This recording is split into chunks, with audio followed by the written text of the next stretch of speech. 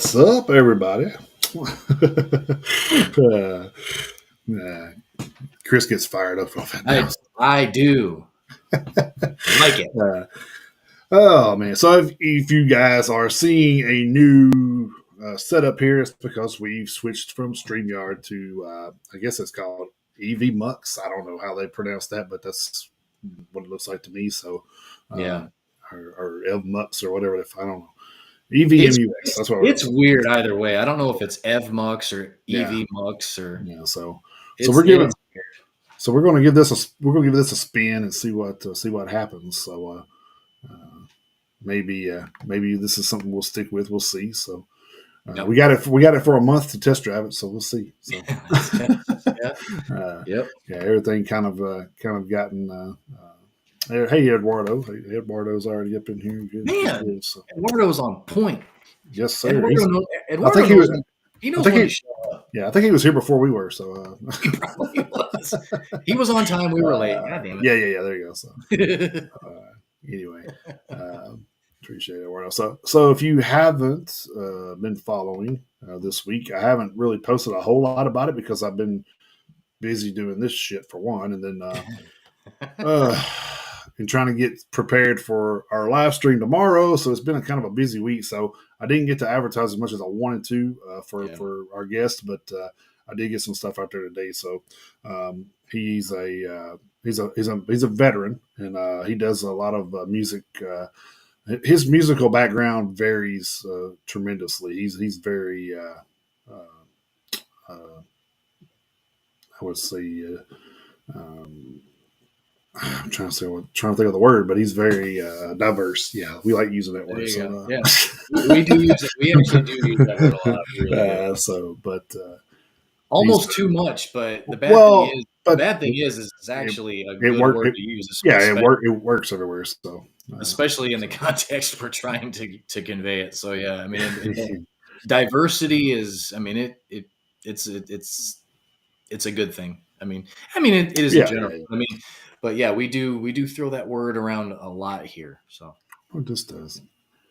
Maybe I should. I'm almost like what's this button do? Gotcha.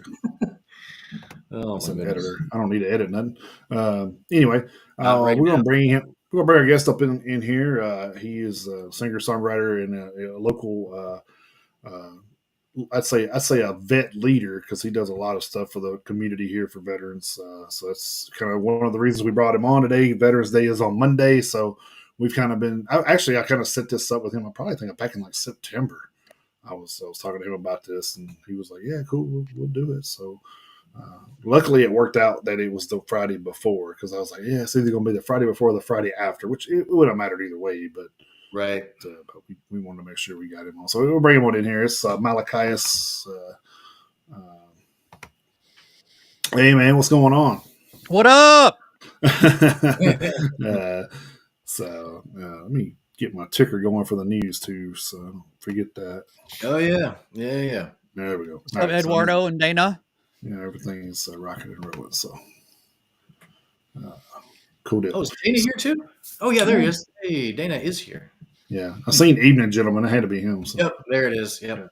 And yeah, we got the ticker going at the bottom. Thankfully, we still have that because now we can do our best CNN impersonation. So yeah, and you know.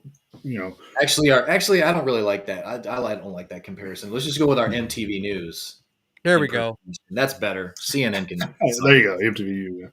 Yeah, CNN can suck it. So yeah, so I guess it's another good thing to have a veteran on the show. Is if didn't know we had an election here in the United States, so it may have went the way you wanted, maybe it didn't. I don't know, but either way, we have a new president. So yeah, hopefully everybody. That's all we can do is roll. Yeah, hopefully everybody. The punches is all we can really do. So I mean, go to work every day. Little guy. Right. Yeah. Hopefully everybody did get out and vote. Like I say, whatever side you voted for, that is one of the hallmarks of the rights we have in this country, to get out and vote for our elected officials and all that shit. So, I mean, like Jason just said, however the election turned out for you guys on the federal, state, and local level, no matter, city, your city council people, all the way up to your mayors and governors and all that good shit. So, hopefully, of course, we know that, what was it? What was the final tally? It was like 72 million to 60 5 million. like that. Yeah. So Yeah. So there were a lot of that was voted. the thing. So You a see, lot of people were disappointed. A lot of people were happy. So I just, well, I mean, the good thing is, the good thing is they didn't leave it to for much argument, because I mean he won the popular and the electoral, so it's kind of like well, I mean, you want to get rid of the electoral, fine, he still won. I mean, it's like, yeah. But that's and I missed the days of like when MTV had the Rock the Vote campaign. Oh yeah. That was really good. Well, because everybody would get out and they'd be like, and they would even interview like the biggest names in music and actors and all that, but nobody told you anything other than get educated, go out and vote. Well, right. There was none of this bullshit. God, for the last 3 elections, the last 3 or 4 elections, it's been just like, you do it my way or I don't want you as a fan. Man, shut up and get out of here. Right. Yeah. Just go away. And that's, you lose fans. So I mean, yeah. And it's a stupid strategy, because no matter what side you're on, you're alienating the other half.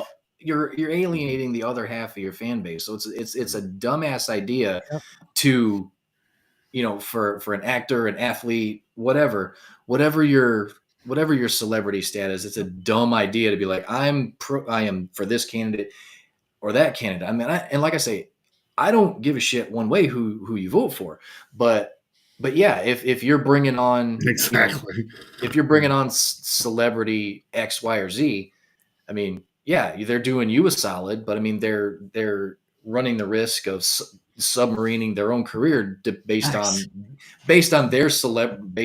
their level of celebrity. So yeah, it's kind of dumb. I'd vote for Alice. I'd vote for you. Oh, for sure. Yeah. So, but anyway, that's the thing with it is like, we grew up in the time where, music was a way to rebel against government, and now everybody wants to have their 2 cents about the government in the music. Just shut the fuck up and play. I mean, that's not music. Isn't that what rock and roll and metal was about? Was to rebel against all that bullshit, and like, y'all are taking sides and like promoting it. Like, who gives a shit? Like, just because they changed the name. They changed the name of Rage Against the Machine for Rage for the Machine. Oh my god! I did see. No, they did. Well, not officially, but okay. But okay. I did. No. I did see what he was talking about. So yeah, I did. It was definitely tongue in cheek, but yeah, I saw. That's hilarious. So, yeah. Well, so now he says, "Fuck you, it's kind I'll of do what you tell me." Well, that's the thing, is that it's funny you bring that up, because I saw that, and I could be off base on this, but I saw the meme you were talking about, Malachias, and then I'm wanting to say that I saw something directed either at Tom Morello or something that came from him. I can't remember which. And it was kind of like what Jason just said, fuck you, I guess I will do what you tell me, or some shit like that. So that was probably directed at Tom Morello instead. Yeah. But yeah, so it's one of those things where it's like, okay, you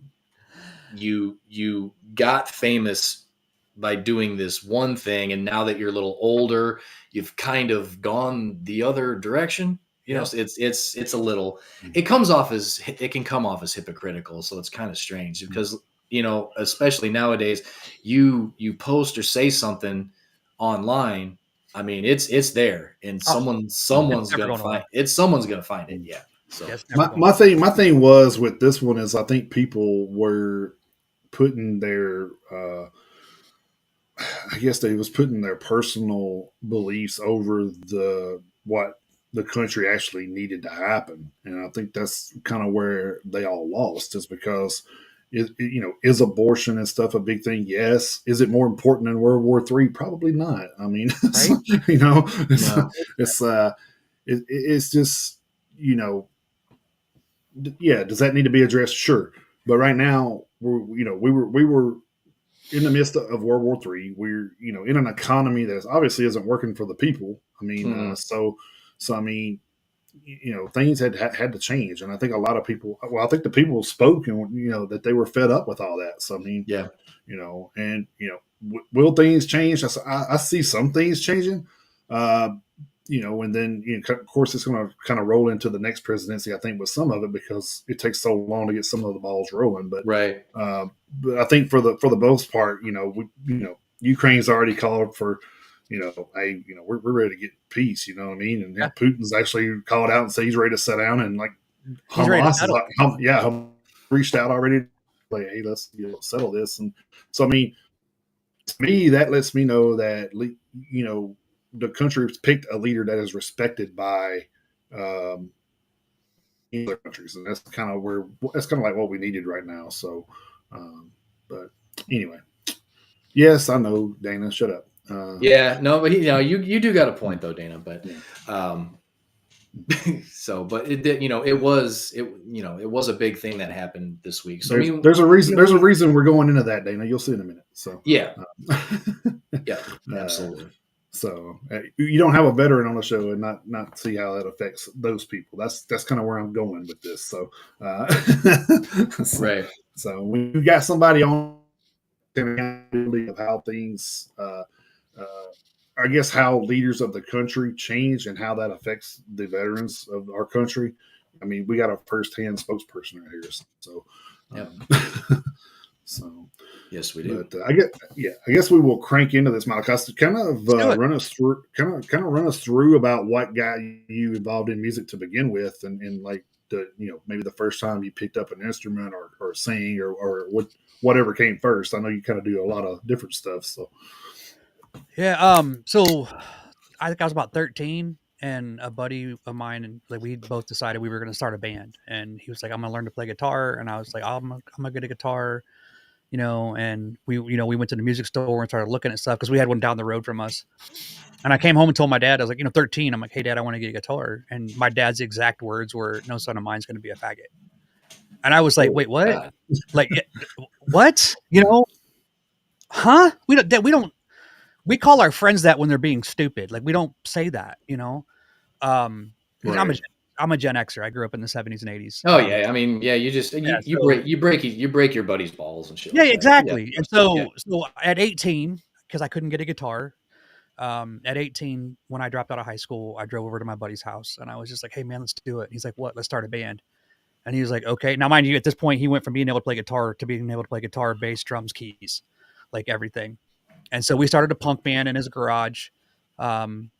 And I sang, he played drums. We brought a couple people in and we just kind of did our thing. And it's like, I went from a punk band to a blues band to a rock band. And then I had a break for a while. And then I went back to a alternative hard rock band that had some fairly good success in the Midwest. And then I auditioned for a TV show called NXS Rockstar. And it was a Mark Burnett production. And their people kind of kept me back afterwards. And I was like excited because I was like, "Oh crap, I think I made it." And they were like, "Hey, we don't want you for the show." And I'm like, "Well, why the hell am I here?" And like, "No, hold on. We want to see your band play." And then some things fell apart. Like my band just kind of crashed and burned after that. Damn. And then, I mean, I've been in and out of music off and on for like 35 years now.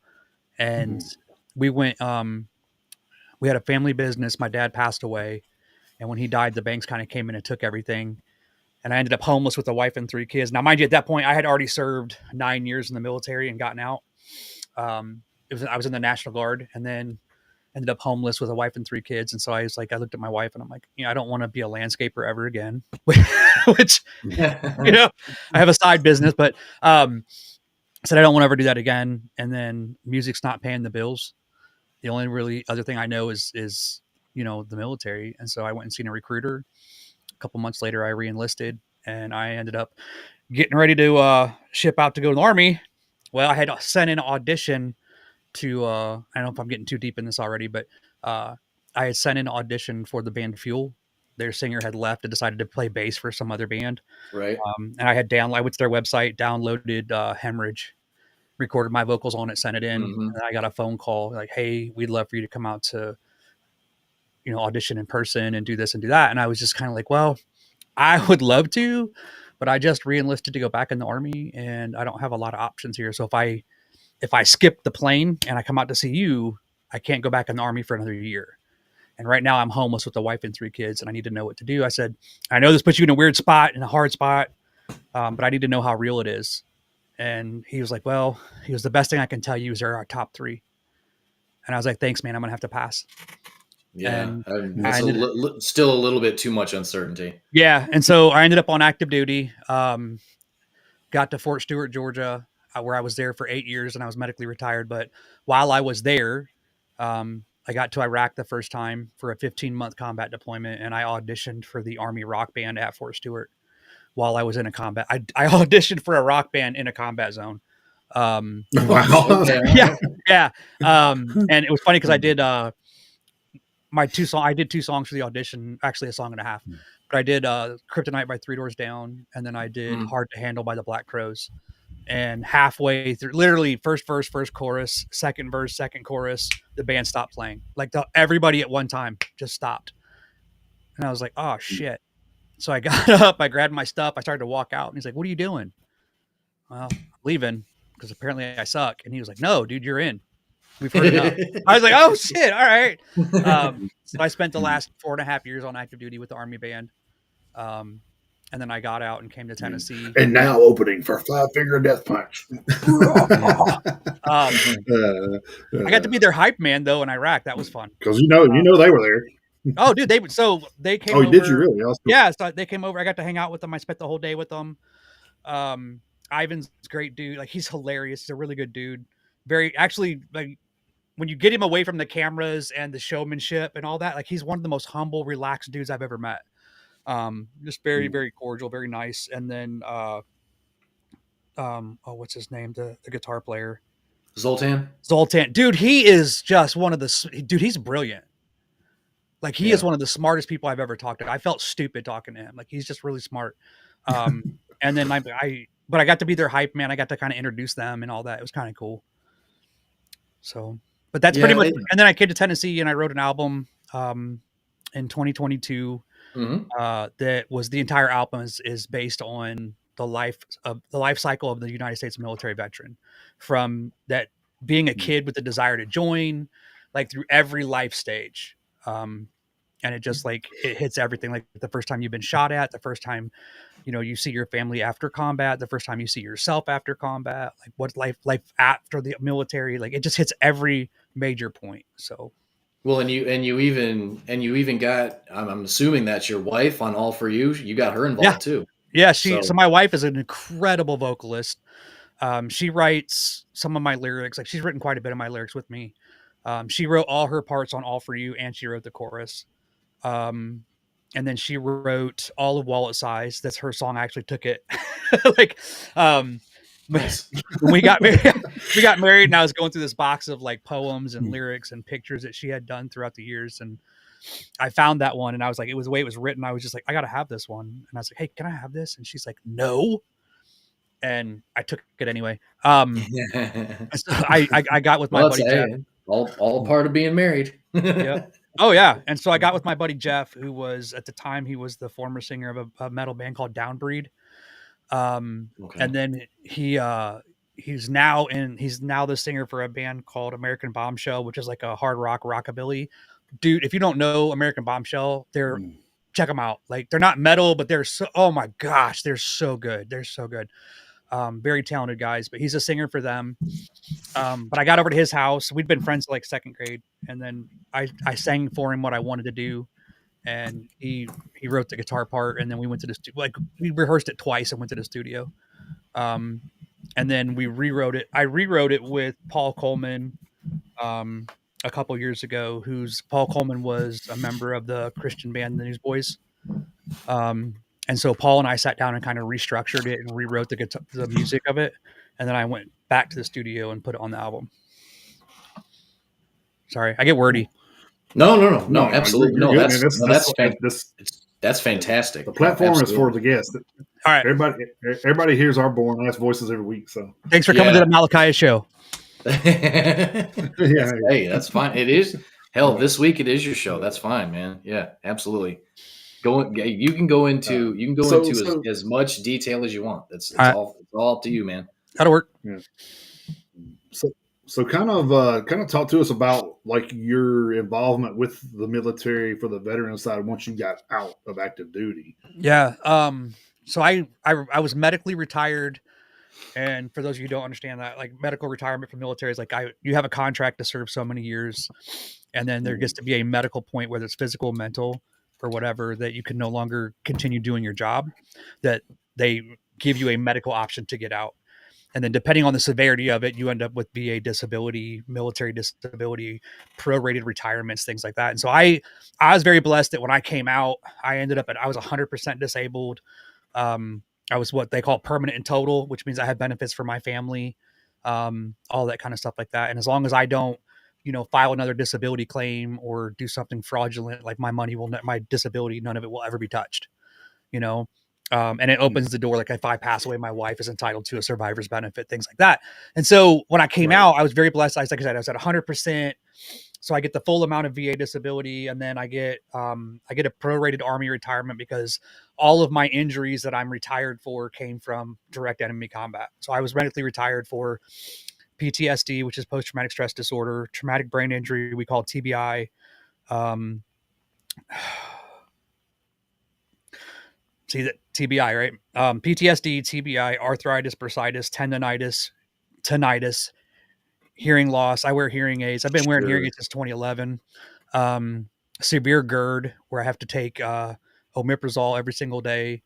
And then I think that's pretty much it.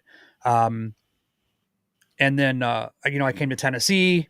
I took a job at a company doing credit card processing for banks and ID theft management. And then I did that for about a year. And then my buddy reached out to me and said, "Hey, we're going to start a nonprofit." I was like, "What?" Because I had written a book on my way out of the military. And he's like, "We're going to start a nonprofit based on your book." And next thing I knew, I filled out the paperwork, I submitted it, and I had a nonprofit where we build therapy gardens for veterans, first responders, and Gold Star families. And a Gold Star family, for those who don't know, Gold Star family is a family who lost a loved one to their service, whether in combat or in the States, that they were in the military when they died. And so we build therapy gardens. They used to be called Victory Gardens way back in the day.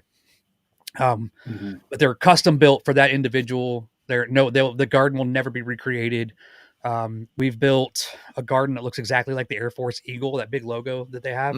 Yeah. It's huge, and it's in Spring Hill, Tennessee. I've built a 3rd Infantry Division patch garden that's 16 foot by 16 foot. The Air Force garden was 22 foot wide. Like we build huge gardens, and then, like I said, no one else will ever have the same garden that my people have. Like we build it and that's it. No one else ever gets another version of it. We built about 55 gardens since 2016.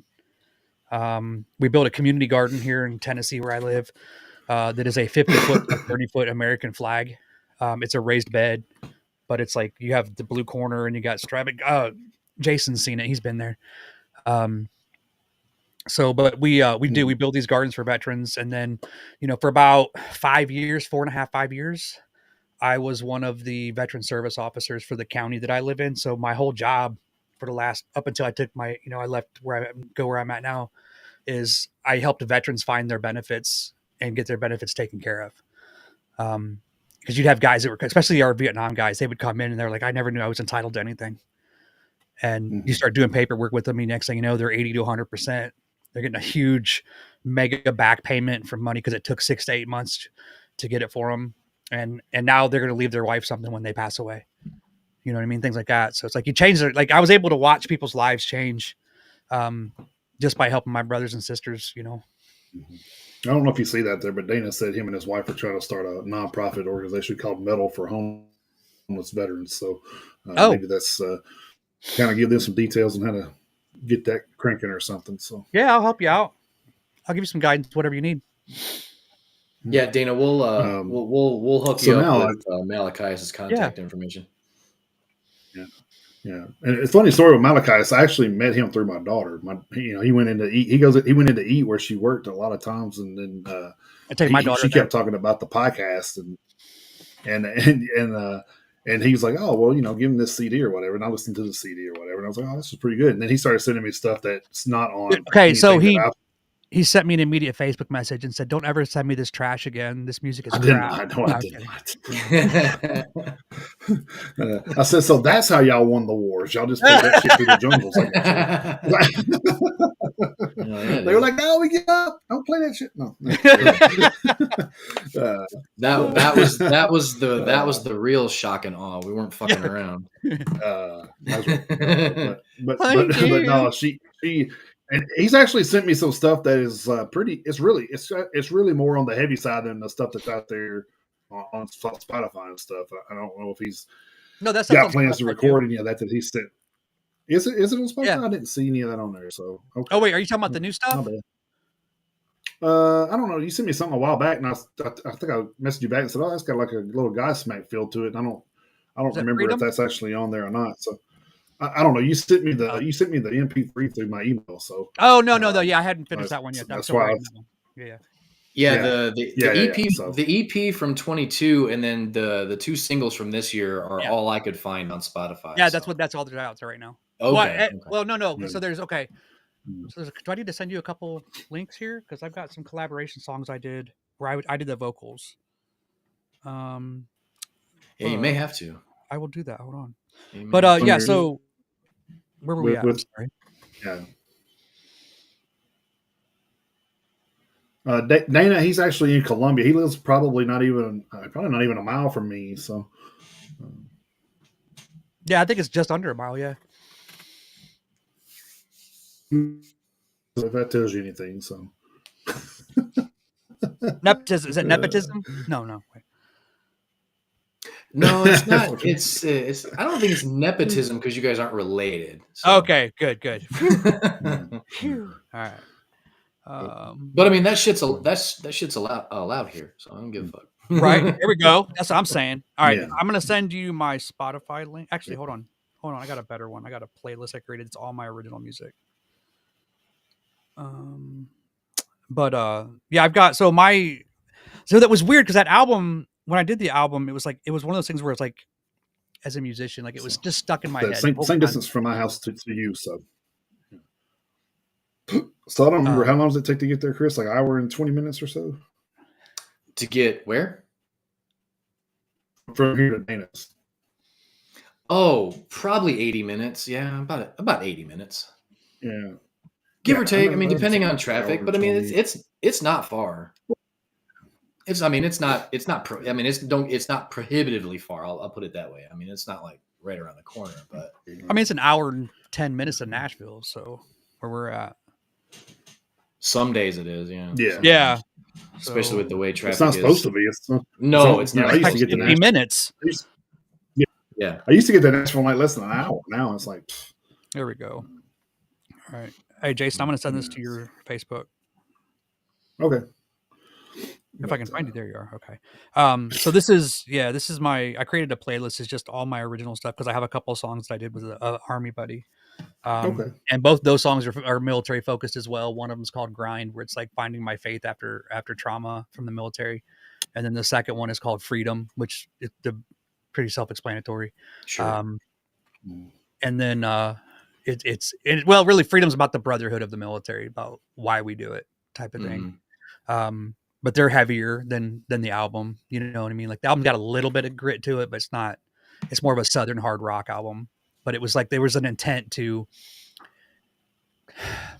it's hard to tell a detailed story outside of certain genres. You know what I mean? Like it just doesn't fit. Like the vocally, it doesn't fit. Like lyrically, it won't fit. Like you have to streamline it down and cut it down sometimes to make it kind of do what it's supposed to. And I guess for that album, I wanted more of like that touch of that country feel, because then I could be more of a storyteller. You know what I mean? Well, I'm guessing that the album, because like you said, you're trying to tell a story. I mean. Yeah. Because you're trying to, I'm sure it was a catharsis kind of thing. Yeah. So if you're if you're trying to pull off something like that, like you say, I mean, you wouldn't want the vocals to be so aggressive that you can't really get your message across. That people are trying to be like, okay, I'm trying to understand what this guy is saying, literally and figuratively. So, Right.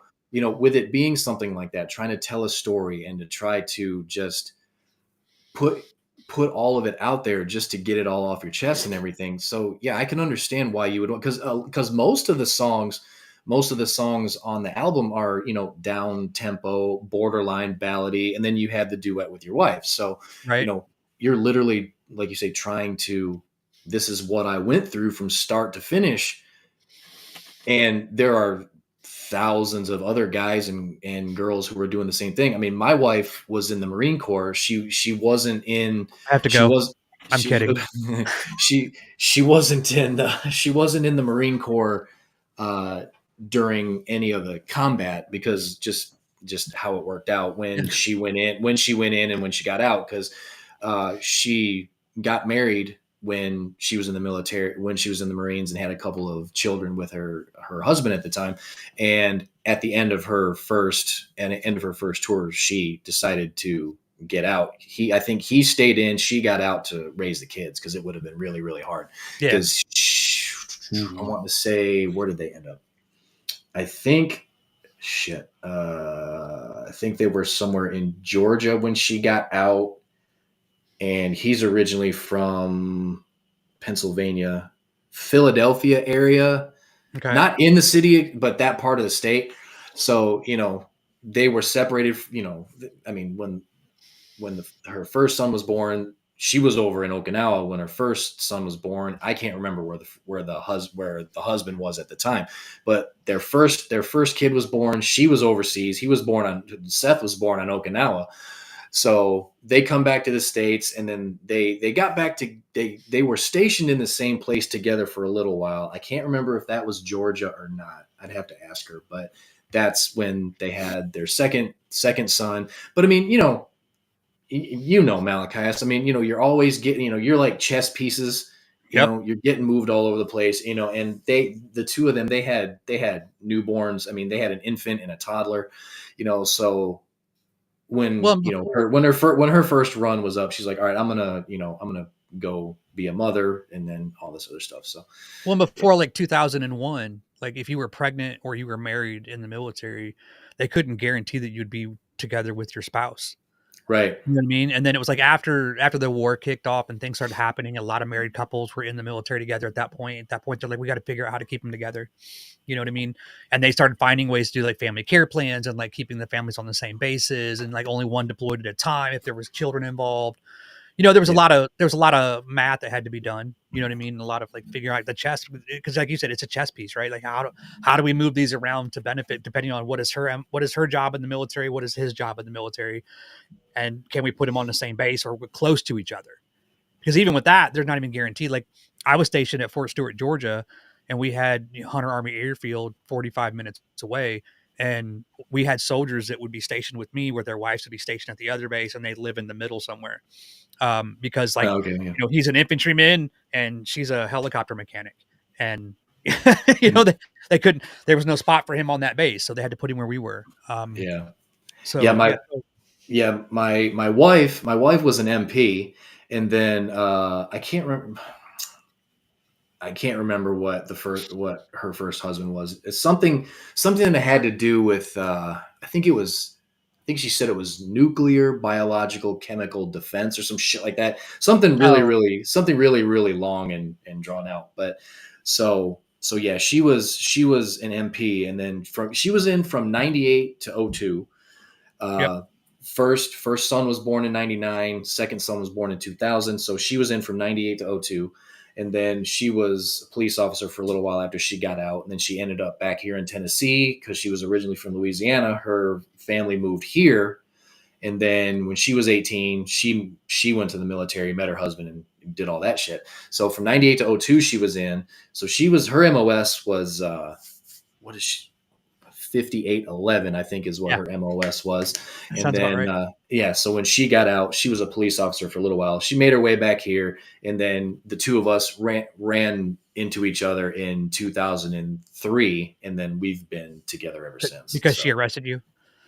No, nope. There were handcuffs. There were handcuffs involved, but no arring. Oh, okay. All right. Yeah. No, it's not a legal encounter. Okay. Just no, just at Walmart's. I mean, but fair enough. Yeah. So yeah, she's and she is. She misses it, and I miss it. I miss it for her because it meant so much to her. She talks about it all the time, and there's a lot of stuff. I hope she doesn't.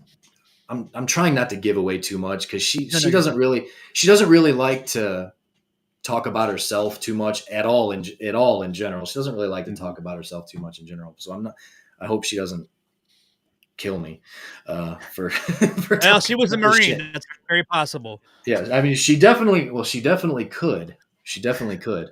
But so she misses it. It meant a lot to her, but it also meant a lot to her to be a mother. So I mean, she doesn't.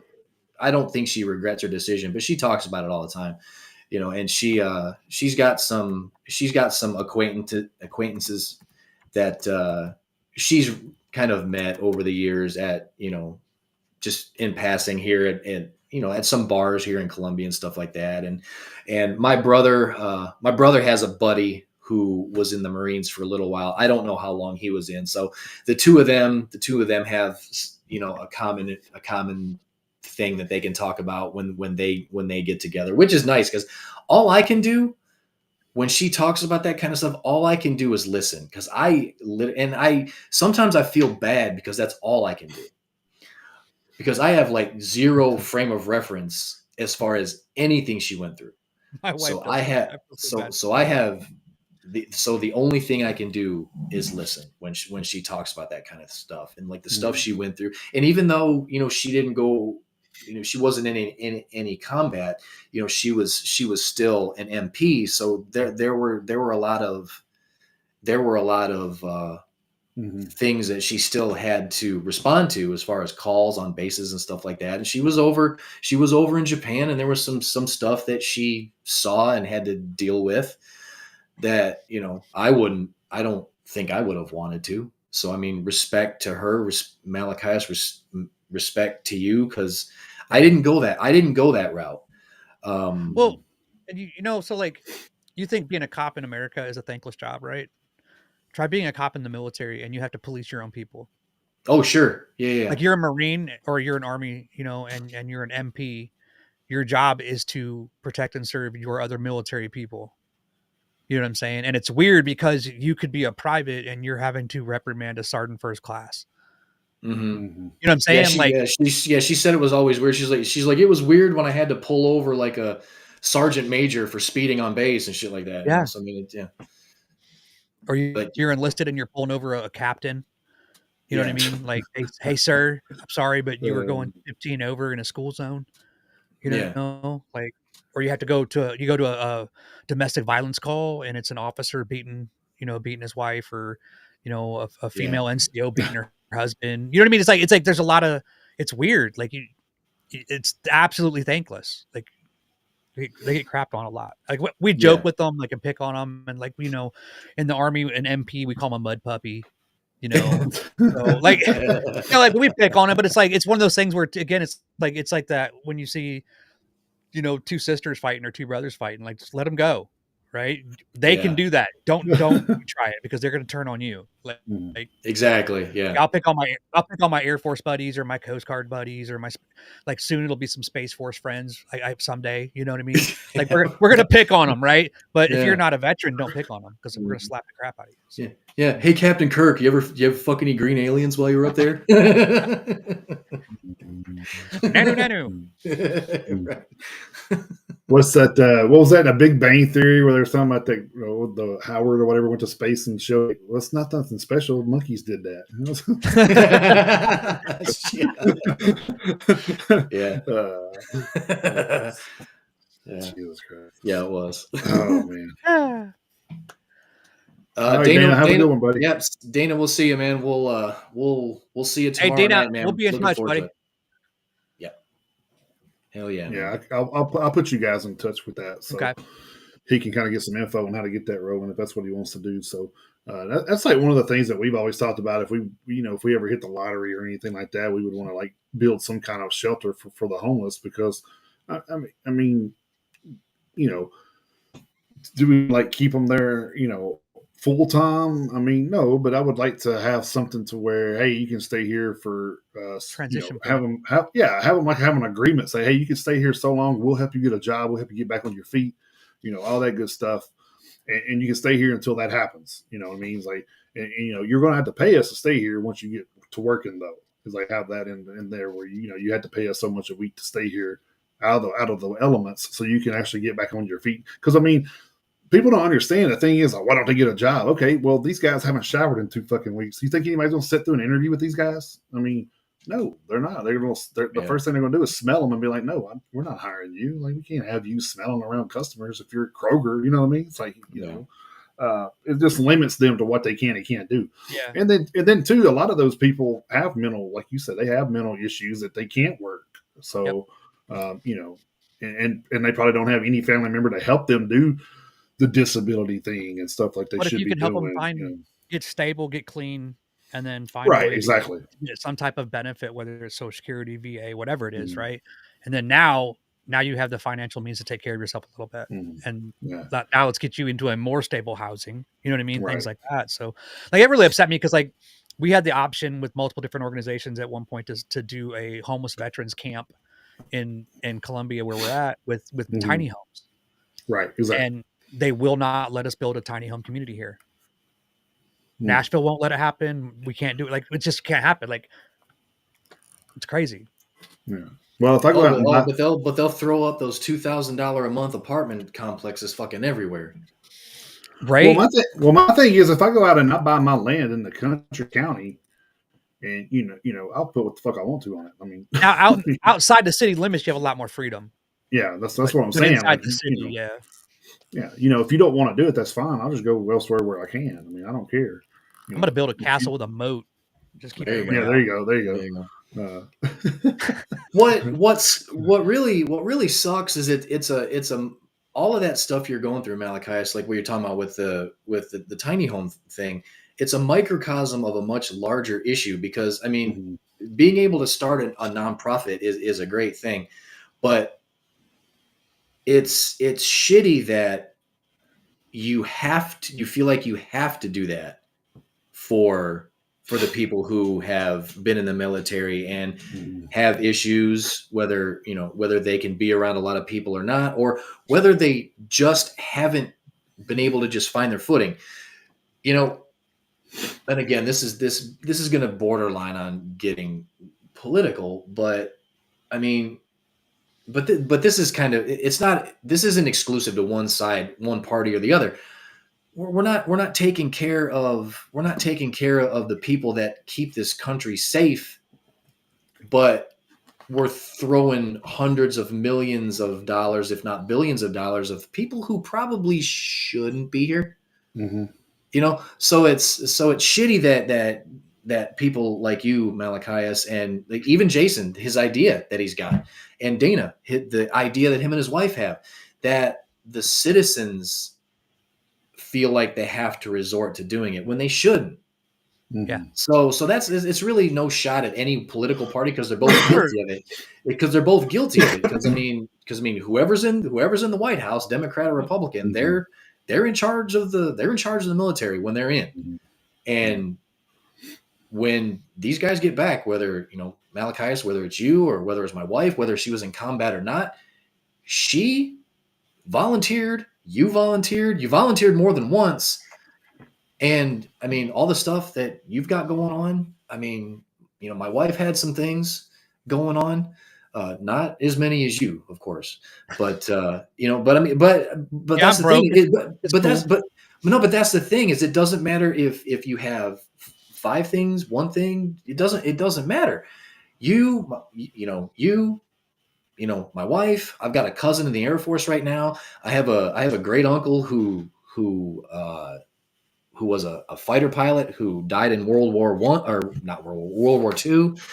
I have military in my family, And same. Yeah. So I mean, pretty much everybody does. And those people, I mean, the some gave all gave some gave all. Whether or not you died or you made it back, you still volunteered to risk your life on a daily basis for the well-being of this country. And to be treated the way you get treated when you get back is horseshit. I don't care if you're a Democrat or a Republican. The way you guys get treated when you get back is horseshit. You guys shouldn't have to jump through hoops and all this red tape to be taken care of for the rest of your life because of the life that you could have given to this country. And I think it's a bunch of horseshit that some citizens feel like, all right, well, if they won't do it, we'll do it. Because I mean, it's great that your heart's in it, Malachias, and Jason, you got a great idea. Dana's got a great idea. Anyone who has an idea like that, it's awesome that they do. But it's shitty that it has to come down to the citizenry because it shouldn't. Mm-hmm. Well, I don't understand. Yeah, I think like my uncle was a paratrooper in the Army from 80 to 84, which he was involved in the Grenada conflict that was over there. So, and I think after that, he kind of like realized that, okay, this is some bullshit. but he actually, like, the stories he tells from that stuff is crazy. He Uh-oh. Did we lose him?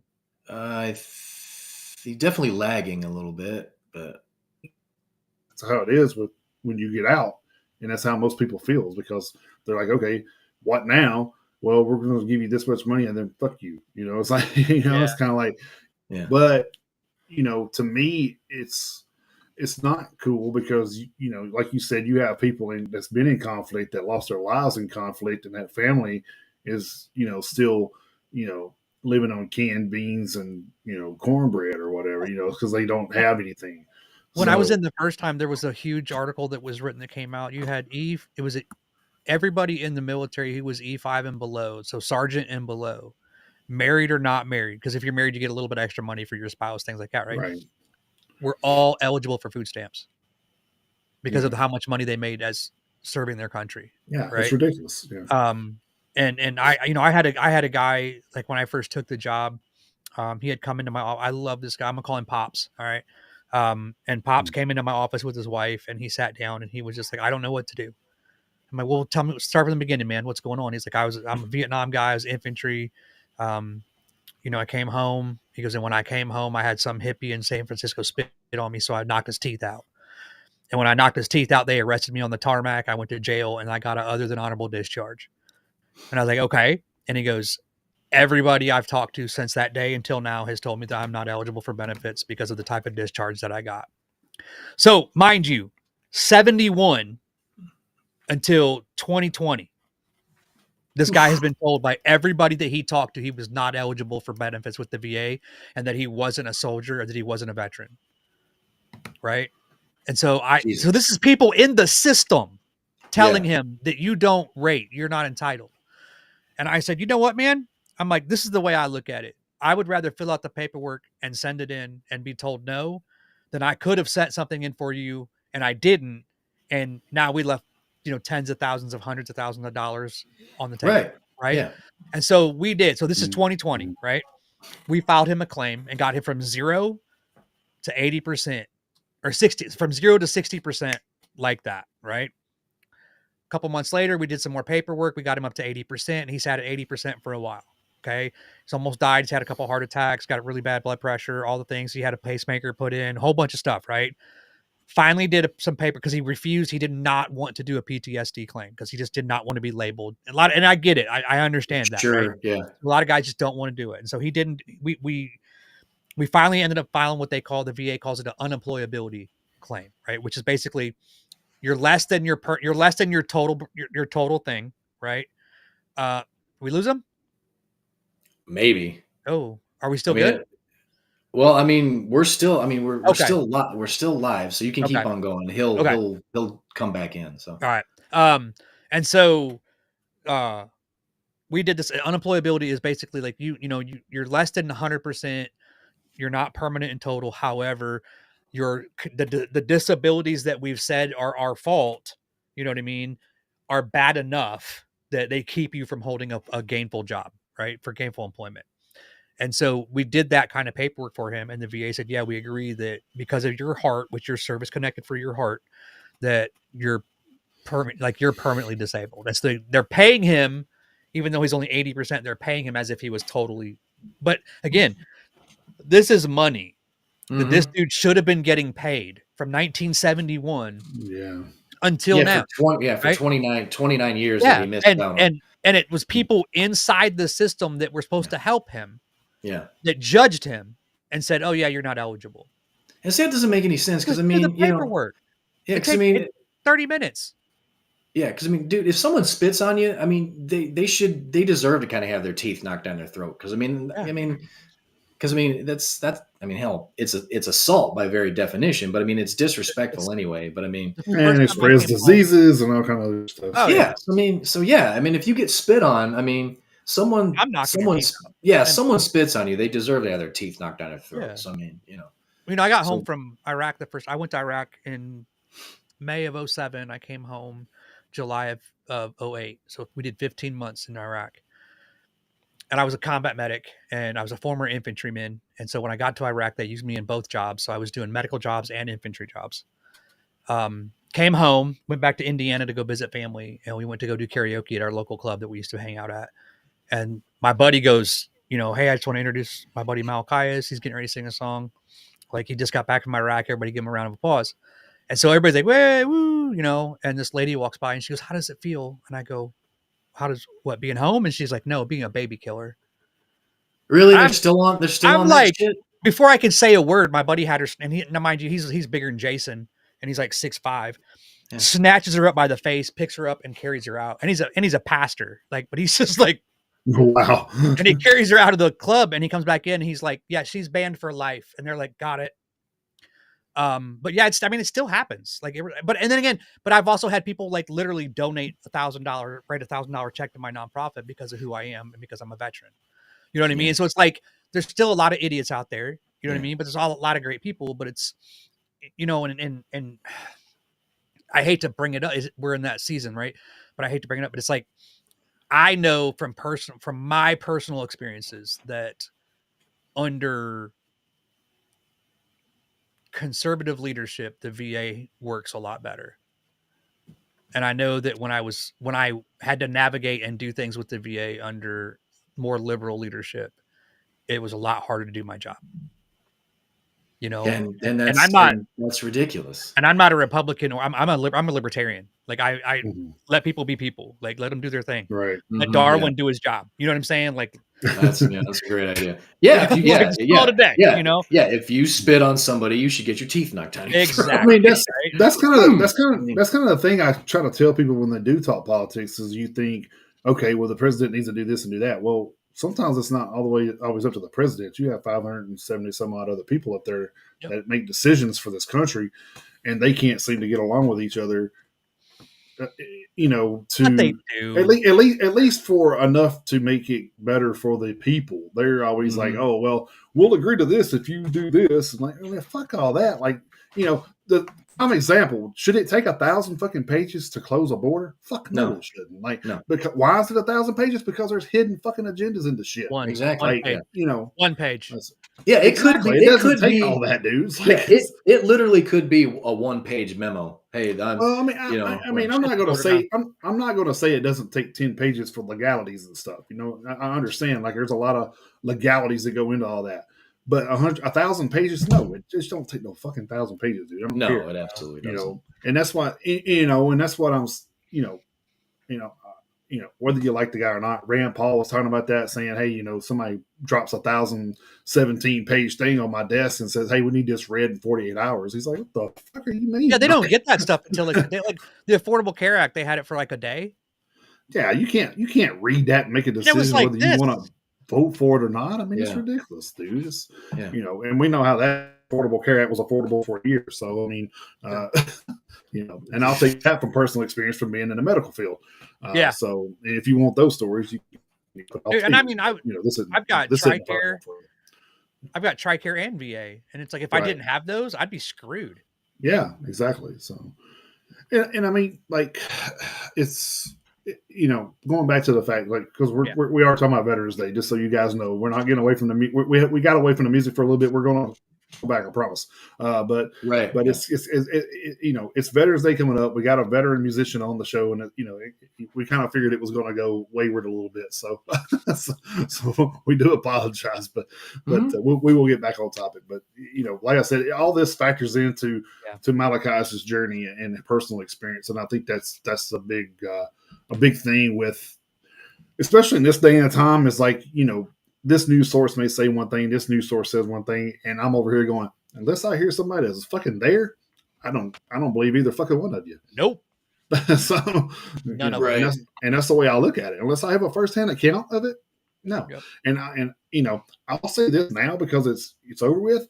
A friend of mine has fucking footage from January 6th, and I've seen it, and the shit that you think happened did not happen. I'll just say that. So, and I feel comfortable saying that now because I don't give a fuck. Like I wasn't there, and I can't. Everybody's going to believe me because I wasn't there. He was there. He's got footage on his phone. So I mean, I've got several. He's more apt to be targeted than me. So, but yeah, he showed me that stuff, and I'm like, holy shit, dude, that's fucking nuts. And he's like, yeah.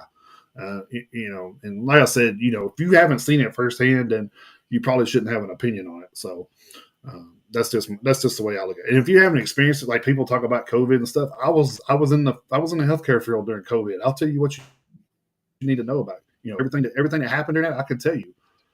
But you know, you're not going to believe me because you listen to fucking Fauci, for a guy's sakes, that wants you to believe what he's saying so he can make fucking money. So, well, I got asked today. I had to go in for a physical thing for my job, and I got asked today, like, "Hey, did you receive the COVID vaccine?" I'm like, "I did not." And they're like, "Do you want it?" I'm like, "I do not." And the lady just kind of looked at me and she goes, "Okay, no judgment."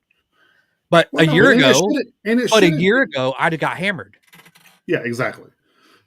Because if you think about who's in charge of the CDC and the WHO now, not the guy that was making money off the vaccine. I'm not a fan of that. I've never been a fan. Just of saying. Yeah, me either. So I dealt with them at Fort Stewart. Yeah, or the band. I don't like the band either. That's what we were talking about, right? Yeah, I saw you. But it's just like a thing where people have gotten to where they're too lazy to do their own research on things, and they want to argue with stuff that, you know, because if I laugh all the time on Twitter, I'm not gonna lie. Like, I'll go on there to post something and for the show, and I'll see something. I'm like, oh my god, dude, it's just so fucking hilarious. It's like, you know, this guy's like, well, I seen this on Fox. Well, that ain't what it said on MSNBC. And I said, yeah, and both of them are probably full of shit. So, yeah, it's like both of y'all are arguing about shit that neither one of them are probably correct. So, well, and you know, I had this conversation with a lot of people lately. It's everybody's arguing over everything, right?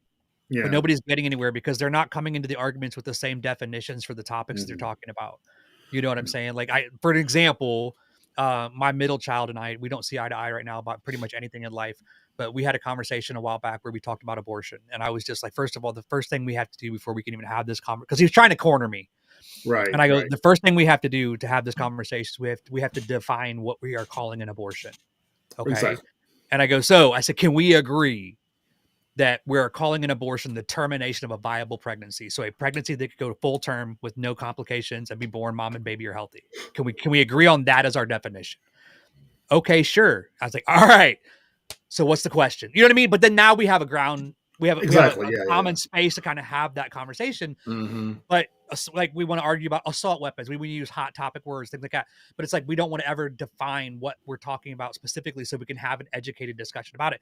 Like, you know, I think that we're all old enough that we remember having debates classes in high school, right? Oh yeah. And what's the first thing you do? You define the parameters of the debate, right? So before we have that argument or a discussion, you got to sit down. What are we talking about? What is the definition? Do we both agree to that? Yes. Okay. So now we know how to talk about this topic. But we're not doing that anymore. We're just arguing. We're just throwing shit out there and just arguing about it nonstop. Well, I mean, it goes back into, like, so we're going to spin it back into music real quick. So it kind of goes back into metal, and we're talking about the success of Metallica. A lot of people don't like Metallica, but you can't argue the success they have. You know, and that's one of the things I try to tell people. Well, I don't like them. Okay, you may not like them, but can you not argue they are the most popular metal band on the planet. Because even though you don't like them, it doesn't change the fact of their numbers and their fans say they're the most popular band on the planet. A lot of bands wouldn't be playing today if Metallica hadn't put the torch to start with. Like, well, the thing with me is, wouldn't be playing if the Beatles hadn't started doing what they were instrumental in making things start and move in a certain direction. You know what I mean? And my wife loves the Am I Evil version from Diamond Head. She goes, "Oh, I've never heard this one." Yeah, she's never heard it till the other day, and she's just like, "I like this one better." She said, "Did they cover it?" Because the original version, yes, it's the original version, yeah. Well, I'll follow up what Jason said. Yeah, and she goes, did they cover this one? She's just, and now she's like, oh wow, that's crazy, But I told her, I said, yeah, but look, without Metallica, you wouldn't know who they were, right? Just saying, like, did they increase Diamond Head's fan base? Probably. I mean, probably had a lot to do with it. I'm sure it definitely gained some traction. Yeah, but I'll kind of piggyback off what Jason said. I've mentioned on this show many a times I can't stand Led Zeppelin. Right, exactly. But you can't no. That's just me. That's just me. Are we brothers? Do we just become best friends? Yeah, I don't like them either. So I just think, but I was alone all these years. But at the same time, I respect the career. Bring it in, brother. Bring it in. Yeah. I respect the career, and I don't argue with the numbers because you can't. You can't argue with album sales because album sales are tangible. They can be measured. They can be counted. All that shit. So I respect the career, and I can't argue with the numbers. Do I think they're overrated? I absolutely do. But that's just me. That's just one dude's opinion. I'm in the vast minority when it comes to Led Zeppelin. I'm okay not anymore. But the three of us are still in the minority. But the thing is you talked about that. Is like without Led Zeppelin, you wouldn't have the Van Halens and the White Snakes. And no, you wouldn't. You absolutely wouldn't. All those. You wouldn't have Van Zandt. I mean, you wouldn't. I mean, there's No, you absolutely would not. You wouldn't have a lot of the great. And it's just like we talk about great guitarists. Okay, listen to some of the great guitarists talk about. Oh, well, Stevie Ray Vaughan was their guy. that's who they based their shit off of, or Joe Satriani, which is still around. But Eddie Van Halen, kind of, Steve Vai, Dave Valentine. You got so many great guitarists that were from that era. Talk about Chuck Berry. I mean, even Chuck Berry and Jimi Hendrix and the guys from that era. I mean, so the thing is, people forget. Like they talk about, oh, metal. Metal started from rock, and rock started from the blues. So I mean, it all had a root somewhere, and we can't deny that the root is still involved in some of the music. Like you can still hear blues in metal. I mean, you still hear some of that sometimes. Yeah, you absolutely do. You absolutely do. And the amount of heavy metal guitarists that have referenced Tony Iommi as the reason why they play. And Jason, you brought in the last couple of weeks, we were talking about the same kind of thing. The amount of drummers who were influenced by Neil Peart. Right. I mean, whether it's it's a little strange because like when we've got our normal format here on the show, when we don't have a guest and we're going through news stories, there have been times where we'll talk about like the 40th or 45th or 50th anniversary of like Deep Purple or Scorpions. Scorpions are about to celebrate their 60th anniversary. That's fucking insane. That is 60th anniversary. That's fucking insane. So, but you got a band like Deep Purple who personally, like I say, another one of my points of view, I don't consider Deep Purple metal.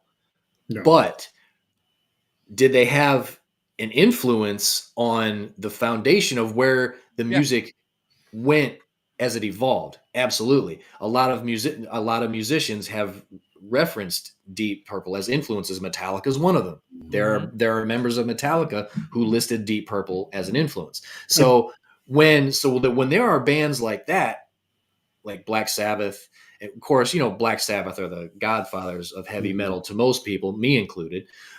So, but you got bands like that. Thin Lizzy is another one. I don't consider Thin Lizzy heavy metal, but I mean, influential, absolutely. I mean, But I think the way you said a great thing here because you're talking about a band, Deep Purple, But you think about that era of music, and to me, you have bands like Nazareth and Golden Earring that were harder than Deep Purple, but they didn't get the notoriety that they should have. Right. Right. And it was probably because they were too heavy for that time. And that's why I said there are bands. Jimi Hendrix is still before his time. Jimi Hendrix could be alive today and pick up a guitar, and I guarantee you he would be 10 years ahead of anything out there right now, because that's just how possibility. And Randy Rhoads was the same way before he Randy Rhoads was a god. He was a guitar god. I'm sorry. Like, I don't care what anybody says. Like, I've had the argument. People are like, he was just overrated. I'm like, what are you talking about, dude? Like, that guy, he's the one that started it. Like, he was the guy that he really, in my opinion, when Ozzy went solo, had he not linked up eventually with Randy, Ozzy would have never been Ozzy the way he is now. No, absolutely not. Ozzy has to be the most blessed musician ever with guitar. He's worked with some of the greatest guitar players ever. I mean, bass players, guitar players. Oh, yeah. And like one of the my eyes, one of the greatest bassists there is Billy Sheehan. I mean, I don't think anybody can touch Billy Sheehan. I mean, dude can make a damn bass sound like a fucking lead guitar. I'm just like, how does he do this shit, dude? I like blows my mind. That's actually one of the reasons I picked up the bass was because of him. But could I play like him? Fucking no. I mean, hell, well, I mean, that's kind of like he's a unicorn as far as exactly. When between like him and Cliff Burton, because I mean Cliff Burton, Cliff was great. Cliff Burton could do things on the bass guitar. I mean, they made a fucking solo on an album of a bass. Who does that? Yes, I mean there were things that Cliff Burton was doing in the early '80s on the bass guitar that I don't think had been done yet, and if they had, definitely not by many people. So I mean, you've got these innovators, these trendsetters, whatever you want to call them, whether it's bands or just musicians, because like you say, you had Hendrix, you had Iommi, then you had Randy Rhoads as far as guitar players, Billy Sheehan and Cliff Burton as far as bass players, so, and then, Neil Peart, as far as drummers go. And then of course you got Ozzy, you got Dio, you got Bruce Dickinson, you got Rob Halford, as some of the most iconic vocalists of all time. I mean, the talent is immense, and it came from everywhere. And it's like you brought up Neil Peart. Neil Peart and Rush. We know Rush is just a real just a rock band. But think about people that probably listened to Neil Peart and was like, okay, how do I make this harder and heavier?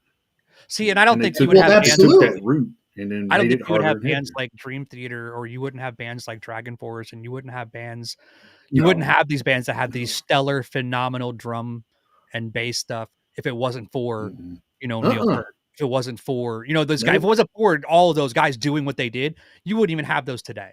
You know what I'm saying? Like, it just wouldn't have happened because they wouldn't have had the inspiration to step out. They really wouldn't. Right. Like, I've spent it's weird for me because I've been a musician off and on for 35 years, and just recently, because everybody has their style. Like, this is the way you write. You know what I'm saying? And for the last probably like 4 months, I kind of stopped writing. Even I have a whole album. Like, we've talked about this. I have an entire album that I got to put lyrics to, but I stopped writing and I took a step back and I just put on a playlist of a whole bunch of like modern metal and rock songs. And I'm listening to the vocals and I'm listening to where is he singing from? Is he singing from the drums? Is he singing from the bass? Is he singing from the guitar? Right. And like, I'm studying vocalists now, and it's like, holy crap. And then I went back to the 80s and I started listening to like pop and rock, and I'm like, oh crap, they were doing it back then and I didn't pay attention. You know what I mean? But it's like the influence comes from so many different places. I was raised, I wasn't allowed to listen to anything on the radio. I was raised listening to Chubby Checker, Fats Domino, Elvis Presley, Buddy Holly, Black Oak, Arkansas. Like, I wasn't allowed to listen to anything my friends were listening to. I had to listen to what my parents gave me to listen to. It was like very limited. And when I hit 16, like, I had a whole closet full of hidden stuff. You know what I mean? But when I turned 16, I just stopped caring because I had a driver's license and I'm gonna listen to my car. Right. But like, the influence from all that music is really, like, that's what made me like the band Heart, like Anna Nancy Wilson. Like, oh my God, dude. Like, I had tickets to the show that was supposed to have happened, but Ann ended up with cancer. Right. So the tour is starting again for 2025. So we've got tickets with VIP tickets to go see Heart at Bridgestone.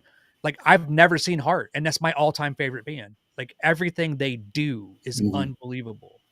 You know what I'm saying? Like just their vocal abilities. Their like Nancy is like one of the probably the most underrated guitar players I've ever watched. Like creativity wise, not like her playing skill, but her creativity wise. Like she's unbelievably creative, you know. But she wouldn't have all these other people. I don't know. I don't know if you've seen any of my pictures from Arizona, but we went to that music museum, and they had her guitar on display there, which is pretty wild. I was like, I'm so jealous. There's Nancy Wilson's guitar. Like, that's crazy. Yeah.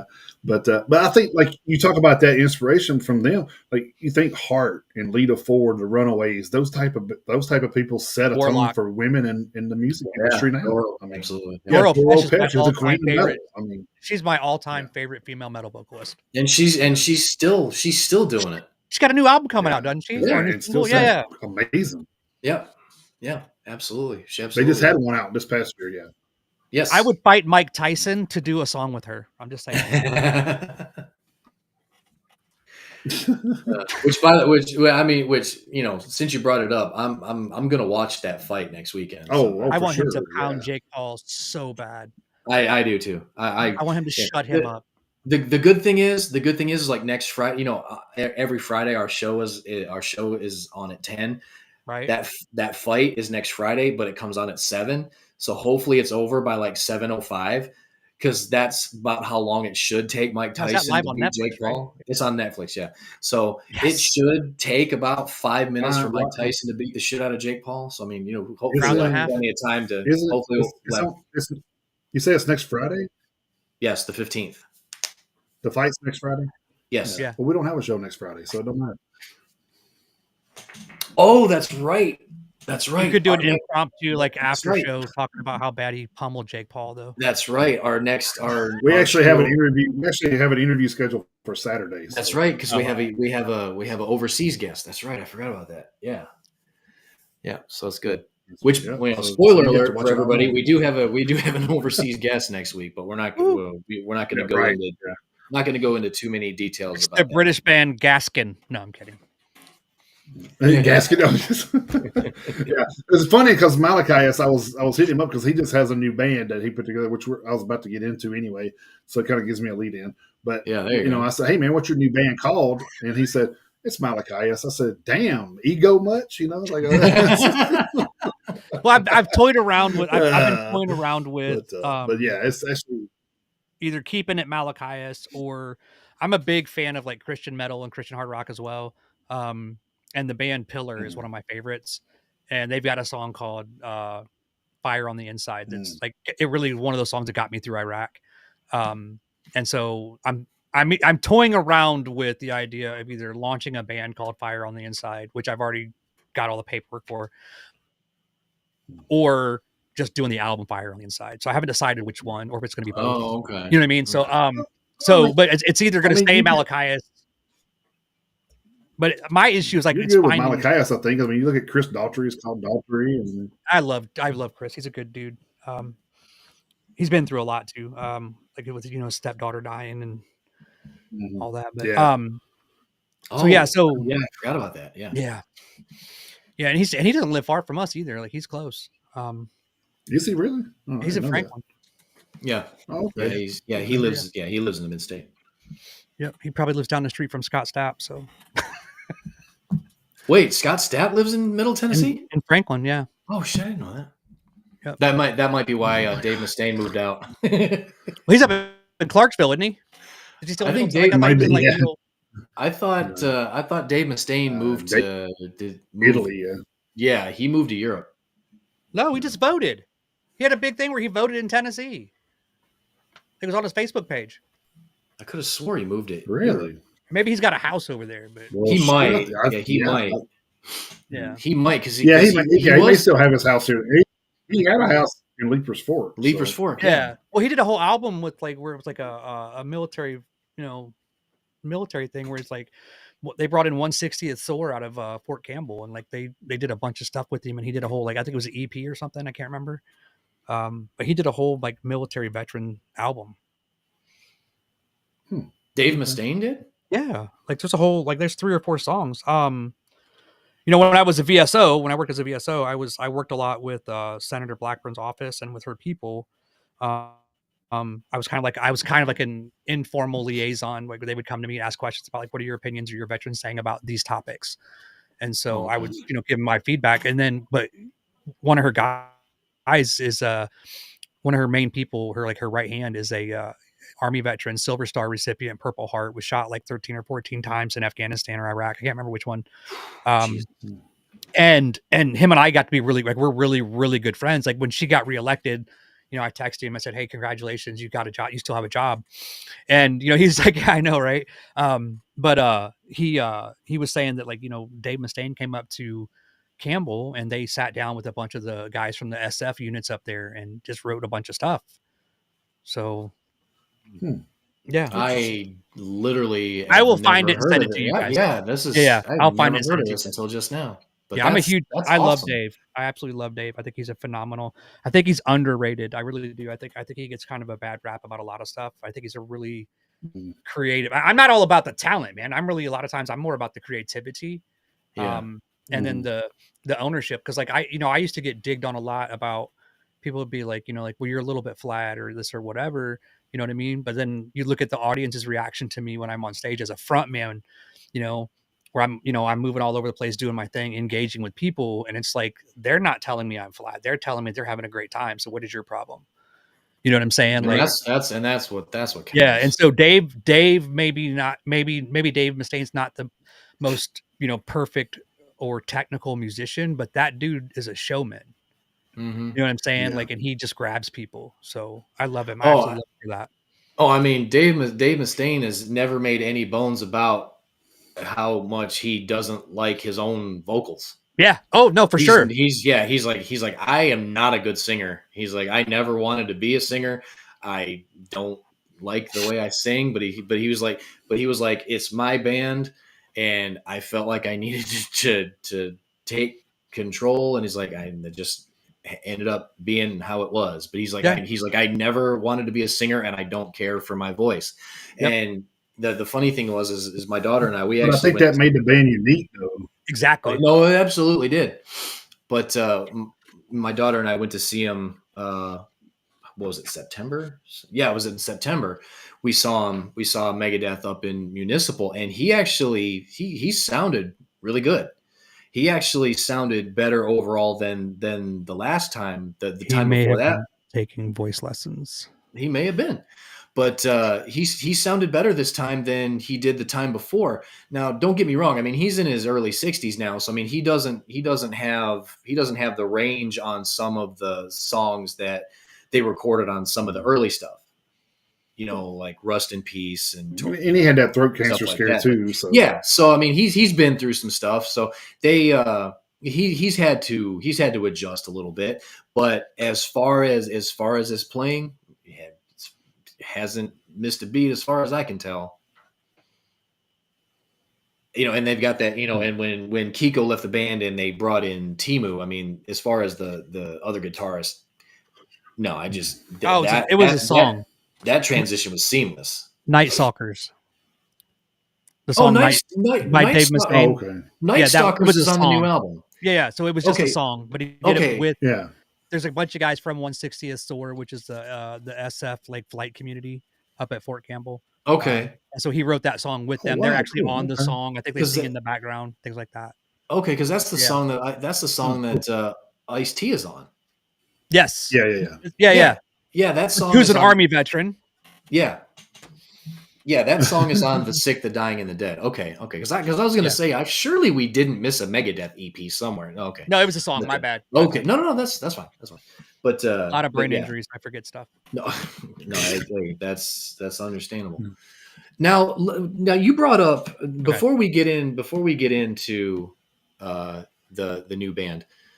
I was going to bring this up, and we already mentioned them earlier on in the show. And as far as their music goes, the metal community goes, they're a polarizing band for some reason. I don't know why. It's just either like people love them, like I'm a fan. I have been since day one. I know Jason is too. Or they just get absolutely shit on. But Five Finger Death Punch, they are they are massive, especially Ivan and Zoltan. They are massive supporters of the military. Oh yeah. And you already brought it up, so I take it you have met them before. What is it? Yep. What does it mean?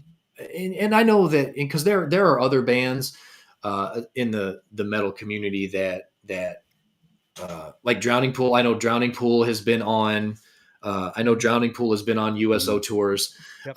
Five Finger Death Punch is like huge into going overseas and playing for the troops. But there have been other bands that I don't know how active they've been as far as physically going to military bases and playing. But I mean, you've got bands who a lot of their music in in as far as some bands go, it's all about military. Like Sabaton, I don't know if you've ever heard of them, but they're a band out of Sweden. They sing about nothing but military, whether it's the military in general, whether it's the military specific, whether it's certain wars, like because my wife, with her being a former active duty Marine, there's a couple of songs that they've written about the Marine Corps that she loves those songs. There's a song called Devil Dogs and there's a song called Camouflage, which is a bonus track on one of their albums, talks about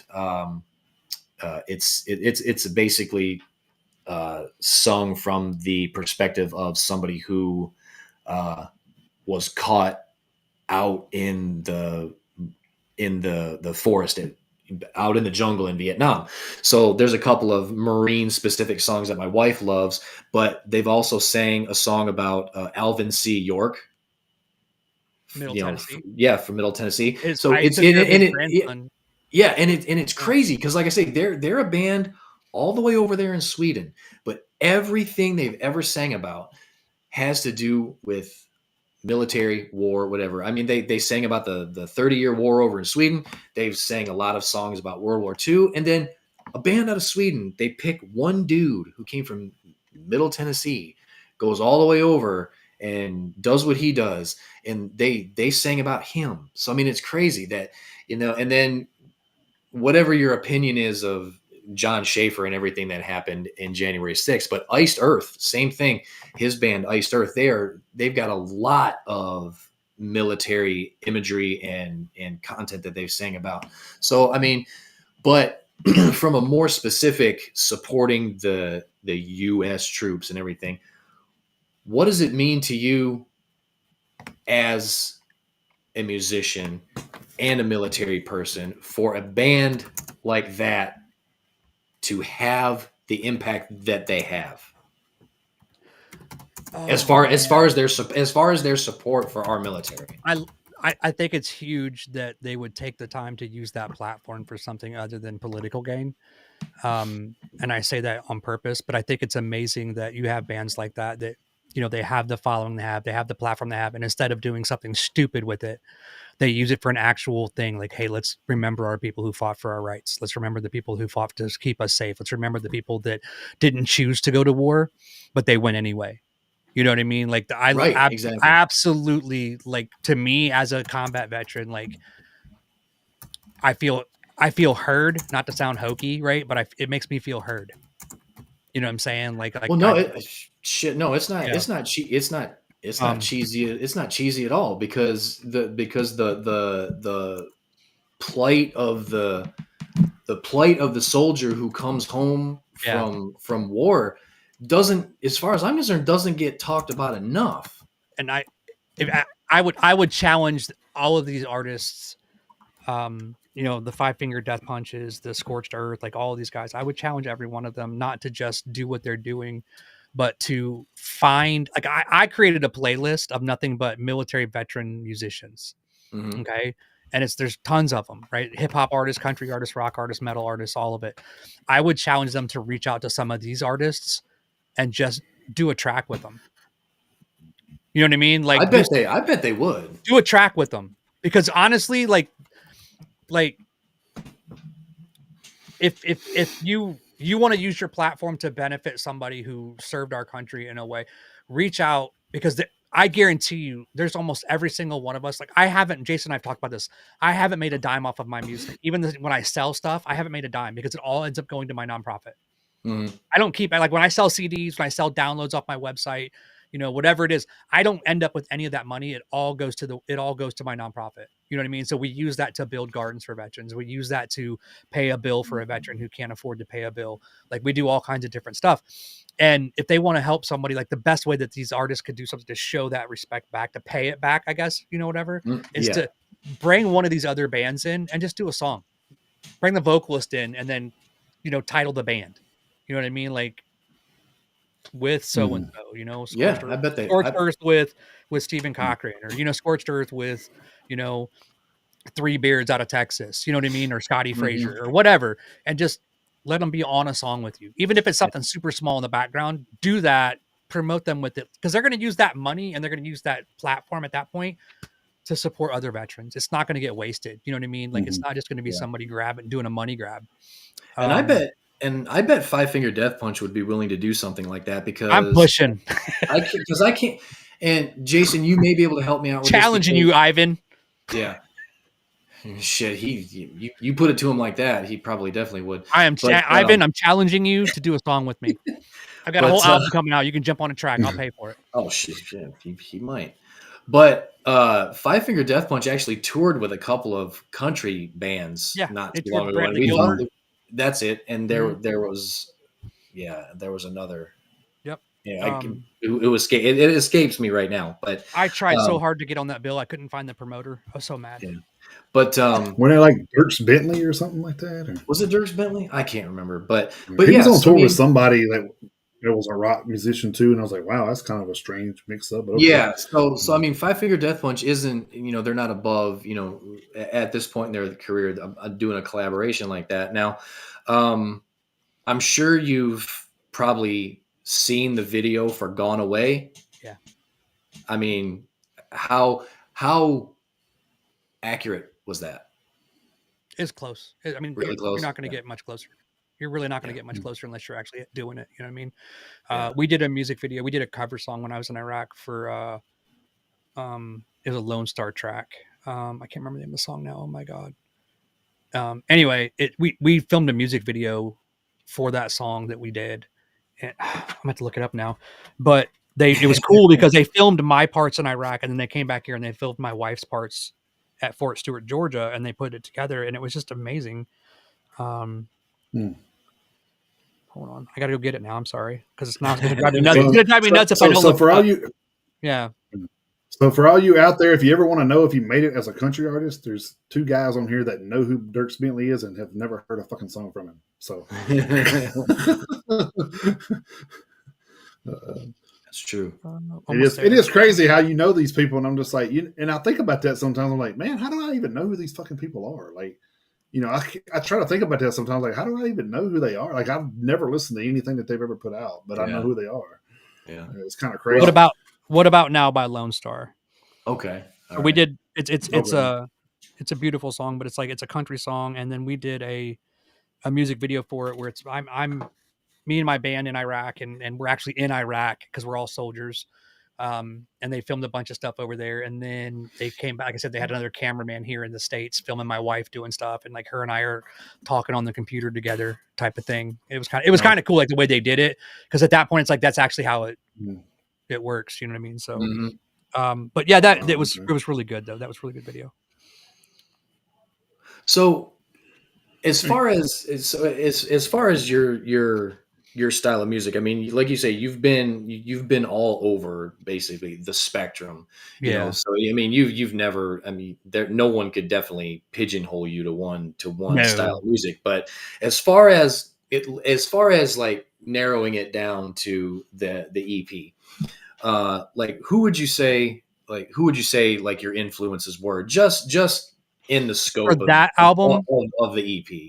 Yeah, that album would have been like Three Doors Down, Shine Down, a little Breaking Benjamin, some Alice in Chains, Brantley Gilbert, Pillar, Red, a lot of Christian hard rock like Decipher Down, Skillet, Like, because it's like, again, this you've got, so like when you start transitioning over that into the Christian genre, like it's you'll get the hard rock in the middle that is more of the storytelling. Yeah. You know what I mean? So it's like I kind of went there, but it's like I think hardcore wise, it would have been Three Doors Down, Shine Down, Smile Empty Soul, a lot of that stuff. Yeah. Well, it's and it's funny you brought up Alice in Chains, because that was one of the bands that I was like, this is definitely Alice in Chains. And I even got a on For Those That Remain. I even got a little bit of a Sean Morgan Seether vibe. Thank you. I'll take it. And Alice in Chains is another one of those bands. I mean, they may not have, they may not have always made, but Alice in Chains, when it comes to the military, the song "The Rooster." Yep. I mean, always. It's not a bad. Honestly, in this, I'm a little biased. I've never heard a bad song that Lane Staley sang on. No, I don't think so. That dude was I study him so much. Like I listen to him and I just listen to I could tell. Yeah, he's phenomenal. So, but I try to make it unique to myself, but I do study him quite a bit.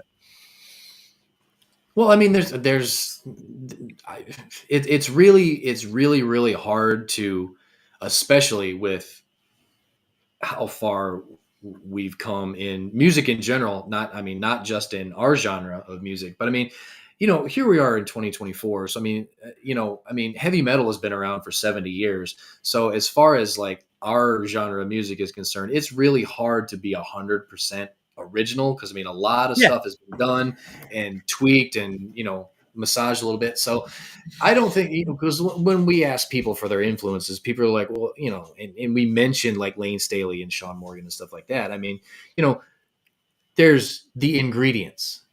And as far as there's nothing wrong with taking your influences and molding them to your own style, even if somebody can easily, like I say, on one particular song, on that song, I was like, he sounds a lot like Sean in this one. But I mean, it wasn't like, okay, this is I'm so happy you didn't say Creed. Yeah. I'm just so happy. Right. No. I get that all that all the time. Actually, no, I didn't hear that at all, but that's just me. But it wasn't one of those things where like this EP is a Seether clone or an Alice in Chains clone. No, it was nothing like that. So I mean, but there was a lot of songs where it was like, okay, I just hear Malachias. But I mean, there's nothing wrong with having a moment. It was like, boom, Sean Morgan, boom, Lane Staley, boom. Well, it's a pretty eclectic album. You know what I mean? When you listen to it, like the very first song off the bat is like a country blues thing. You know what I mean? Like a southern bluesy rock thing. And then the second song is a ballad. And then the third song is hard rock. Like it's, Baptized by Fire. It's like, it's in your face, but it's got it's got a funk blues feel inside of, like, hidden inside of it. And then you've got Falling Down, which is alternative hard rock. Like the album is very eclectic. It's not just stuck. The album's not stuck. It's almost like a compilation disc, but it's all me. Yeah. You know what I mean? So because I really, and that was the other thing I wanted was because we all listen to everything, like it blew my mind. I went to, and I told Jason this story, like when we first met, is I was blessed. I worked in radio and I got to go to Cannibal Corpse, Vile, Exhumed, and Hypocrisy at the House of Blues in Chicago. Jesus. I had never been to a death metal show in my life, right? I had never even heard a death metal band play ever. And so I went to this show with a buddy of mine. We were both in radio together, and we get up there and we watch this show. And I'm just like, I'm in awe, like watching the band, watching the crowd, watching the vocalist, as a vocalist, like watching him. But then afterwards, going into the green room and hanging out with these guys, and they're listening to Mozart or Beethoven, or, they're listening to classical music, they're drinking cognac, they're smoking cigars, and they're just like, I'm like, what? Like, I didn't see that coming. Like, I did not see it coming. And so it made me feel a lot better about like listening to so many, because that right there was like a defining moment musically for me, where it was like, I can listen to any genre I want. It doesn't matter. I don't have to be a rock guy or a hip hop guy or whatever. Like I can do whatever I want. And I feel like that's probably where you ended up with bands like Linkin Park and like Anthrax and like, you know what I mean? Like bands that like cross those lines, you know what I mean? Like I think that's where that came from. It's like, they just didn't want to alienate it. And so when we did that album, Right. Those That Remain, it was really about like, I'm not going to pigeonhole myself to a genre. But I did need that little bit of country feel to it because I wanted that storytelling ability. Yeah. So, and I will say he went to the green room in a Cannibal Court. He went to the green room in a Cannibal Court show and goes, y'all don't sacrifice goats? Like what? I brought a bunny. Like what the heck, dude? I brought my own sacrificial lamb. Like yeah, but the title song For Those That Remain was actually, I patterned that song after Purpose for Pain by Scott Stapp off his solo album. So, but I did like, vocally, like I'm thank you. Like Sean is amazing. Well, I mean, I'm admittedly not like the biggest Seether fan, but the way that Sean sings a lot of the songs that I probably haven't really heard a ton of them, but a lot of the stuff that I have heard from Seether, he's got a way of his vocal style. He's got a way of telling a story. I like him so much better now than I did before. Like his newest stuff, like the last album they just put out, I think vocally for him is leaps and bounds ahead of anything he's ever done. And I liked the early stuff. I really did. I liked it. That first album that they did when they went on tour with Three Doors Down, and then the solo he did with Amy Lee, with Broken. You know what I mean? Mm-hmm. I liked him. He was okay. But I feel like now he's grown so much as an artist. Like I just think vocally now, I'm like, God, he's amazing now. I can't say that I've heard the new stuff, but I mean, it also at the same time wouldn't surprise me to, like, if I listen to it, to hear a little bit of an evolution, kind of, growth to it. Well, it's like Shinedown. Like when they first came out, like they were, they blew up on radio, and then it was like I went and saw him live, and I was like not impressed. Like he couldn't carry a tune in a bucket. The first show, the first tour they went on, man, came to Fort Wayne, played at Pierre's, the Marketplace, Canterbury, and I was halfway through their set. I left. I was like, I'm done. This is crap. Wow. And then now, like that dude is like, he's phenomenal. Like was it Brett? Yeah, Brett. Like that dude, he can wail. Like he's on pitch. Like everything about him, he's amazing. He's got so much control now.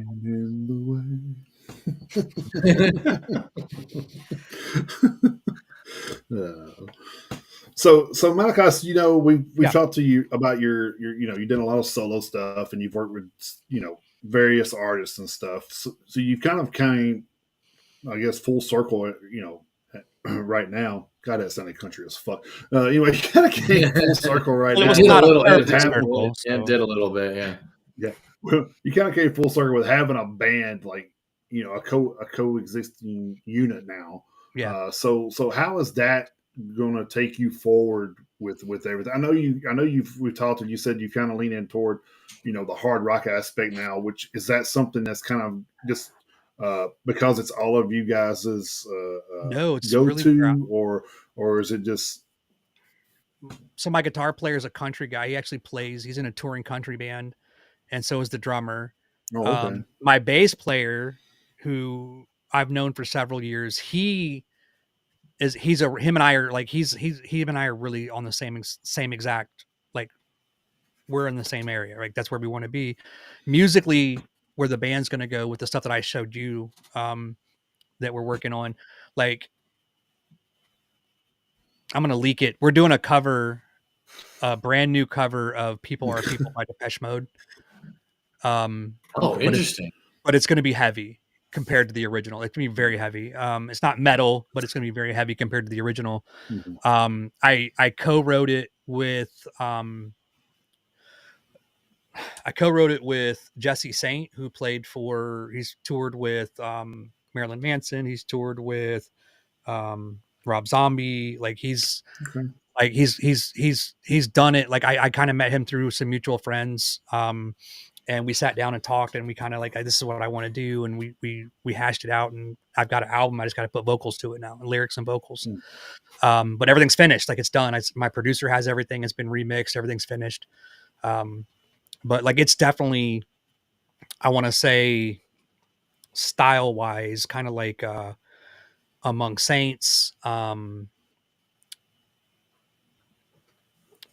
Breaking Benjamin. Like it's up there. Like I but it's where I want to be in music. Like if you listen to the song Falling Down on the album, Mhm.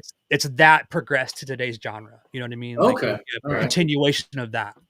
Okay. So, but I'm definitely like really excited about it. So, but it's Yeah. it's more of like, I've struggled in Tennessee finding players because the first thing out of most people's mouths in Middle Tennessee when you go, and I'm not trying to bag on anybody, but as soon as you go, hey, I'd like to put together a band, like I'm looking for some players, they go, oh, it's this much a show, it's this much a rehearsal, it's this much. And I'm like, dude, I want to write. Like let's make music. But it's a business here, and everybody just wants to immediately go to the business side instead of going to the relationship side. Mm-hmm. Yeah, So that I feel like you got to build actually- build a relationship to build a business, though. I mean, yeah. that's Well, my bass know. player lives in Gallatin, and then my drummer and my guitar player live in Florence, Alabama, because I couldn't find people here. So Yeah. right. Well, I mean, That's not crazy far away. So. Yeah, I that's not mean, bad. no, I mean it could be worse. I mean, our friends at Ashes Rain, who we got to see in Murfreesboro Monday night, their guitar player is from Minneapolis. I mean, they're from the lead singer, lead guitarist, and the bass player. They're from Charlottesville, Virginia. Their new guitar player is from Minneapolis. Their new drummer is from Philadelphia. So Yeah. Well, Yeah. the guy that I just wrote the album with is in St. Louis. okay, Oh, Yeah. okay. So yeah, it's nuts. And my producer's in Okinawa, Japan. So like Jesus, okay. he's Wow. still on active duty army, so it's like he's stationed over there for Okay. he's stationed over there for the Gotcha, next okay. 2 years. So Yeah. And not for nothing, but I don't know if you've ever heard of the band Dope, but Yeah. they did a cover of People Are People. yeah, a dude, long it's way sick. back. It's really good. Mine's not that heavy, but it's heavy. Oh, still, well, I mean, that's fine. But I mean, yeah, Dope did a good job with it. It's I'm really good. sure you guys will too, because it's the original was actually a good song. Because I mean, I remember that song when it came out in the '80s. So, Dude, Depeche Mode, like, yeah, highly underrated. Like, probably one of the most. I'm really always off to those offshoot bands. You know what I mean? I feel like they were really underrated. Like, they had a couple really great big hits, like Personal Jesus and like People Are People. Mhm. And then Enjoy they the had Silence, yeah. 7, yeah, but they had so many different albums that were so good. Like they had hours upon hours of material. Like they're amazing. Yeah. Well, the problem, I think the problem back in the '80s, lack of technology, Yeah. but also at the same time, the Depeche Mode, they weren't from this country, Right. so they were, and being a European band in the '80s, they were probably huge at home, Yeah. because they probably radio and TV over there. I mean, unless a single got big here, like Personal Jesus, Enjoy the Silence, People Are People, whatever. Those were probably the songs and those are the songs I remember, because those are the songs that got played on MTV and on the terrestrial radio stations. Yep. Because I mean, that was but back then in the '80s, those were your only sources. So bands and so fast forward to now, the amount of bands that just we have been able to talk to because of the platform that we have. We can talk to anybody anywhere, literally anywhere at this point. The Depeche Mode and back we then, have. and we have. So 40 years ago, when Depeche Mode is doing their thing over in their homeland, they probably there's no telling what they had to go through just to get the songs that made it here over here to begin with, just because of the way things were back in the '80s. So, I mean, fast forward to now in the 2020s, I mean, like I say, we can talk to anybody. We've talked to Australia, India. So, I mean, we've talked to people 15 hours away, because that's the time difference between us and Australia. So, I mean, it's crazy. We were talking to them on a Friday night. It was Saturday morning for them. It's fucking bonkers. What we can do. I work overnights. I work 6 or 5 p.m. to 5 a.m. And my buddy Josh that I did, the song Grind and the song Freedom with, and then actually that we did a song No Data Mine, which is like it's a country. It's my first full on country song, but it's really it's a true story about me, my dad, my mom. And then, but we did all that together. Like, he's in Okinawa, and so it's like our time schedules are perfectly lined up now because I'm working 5 p.m. to 5 a.m. Yeah, So and it's like prime time for him. So yeah, so we're in our perfect zone together to kind of sit and rehearse and talk about things and see where we want to go musically. Because he's like, when he gets out of the army, like he's my guy. Like we're doing everything. Yeah. Mm-hmm. That's cool.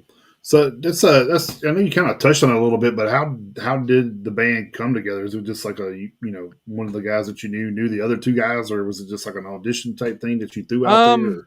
So I actually reached out to my buddy Noah, who's he's my bass player, and I was just like, he was in a band at tour, like they played with like Hazen Street and a bunch of other bands they toured with and opened up for and stuff like that. And I was like, hey, I'm looking to do something. I'm having a hard time finding people. Would you want to play? And so he's actually a guitar player. And I brought him in and we did a couple like, acoustic songwriter things. And then I reached out to my buddy, Michael, he's an army buddy, and his cousin, Christian, who's my guitar player, plays for, he's in a band. They tour, like they're doing their thing. Right.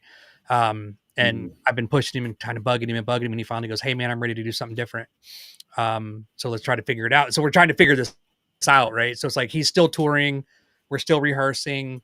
Like we get together when he's in town and we make it work. We're just doing stuff. Cause I've already got all the material written. I've got 2 albums of material. Right. So we're going to start with that and then and then we'll go to writing. But it's like, when I reached out to Christian, I was like, so I still need a drummer. And at the time it was like, I was going to have Noah was on guitar. He was on guitar. We were going to have bass and drums and then me. Cause I don't want to play. Like I'm fairly new at playing guitar. I'm 50 years old. I've been playing guitar for 2 years. And Jason's been watching, like we've been friends for a couple years now. Like he's been kind of watching my journey, but it's like, I couldn't play an instrument to save my life until 2 years ago. I picked up a guitar in December of 2022, or 2023. And wait,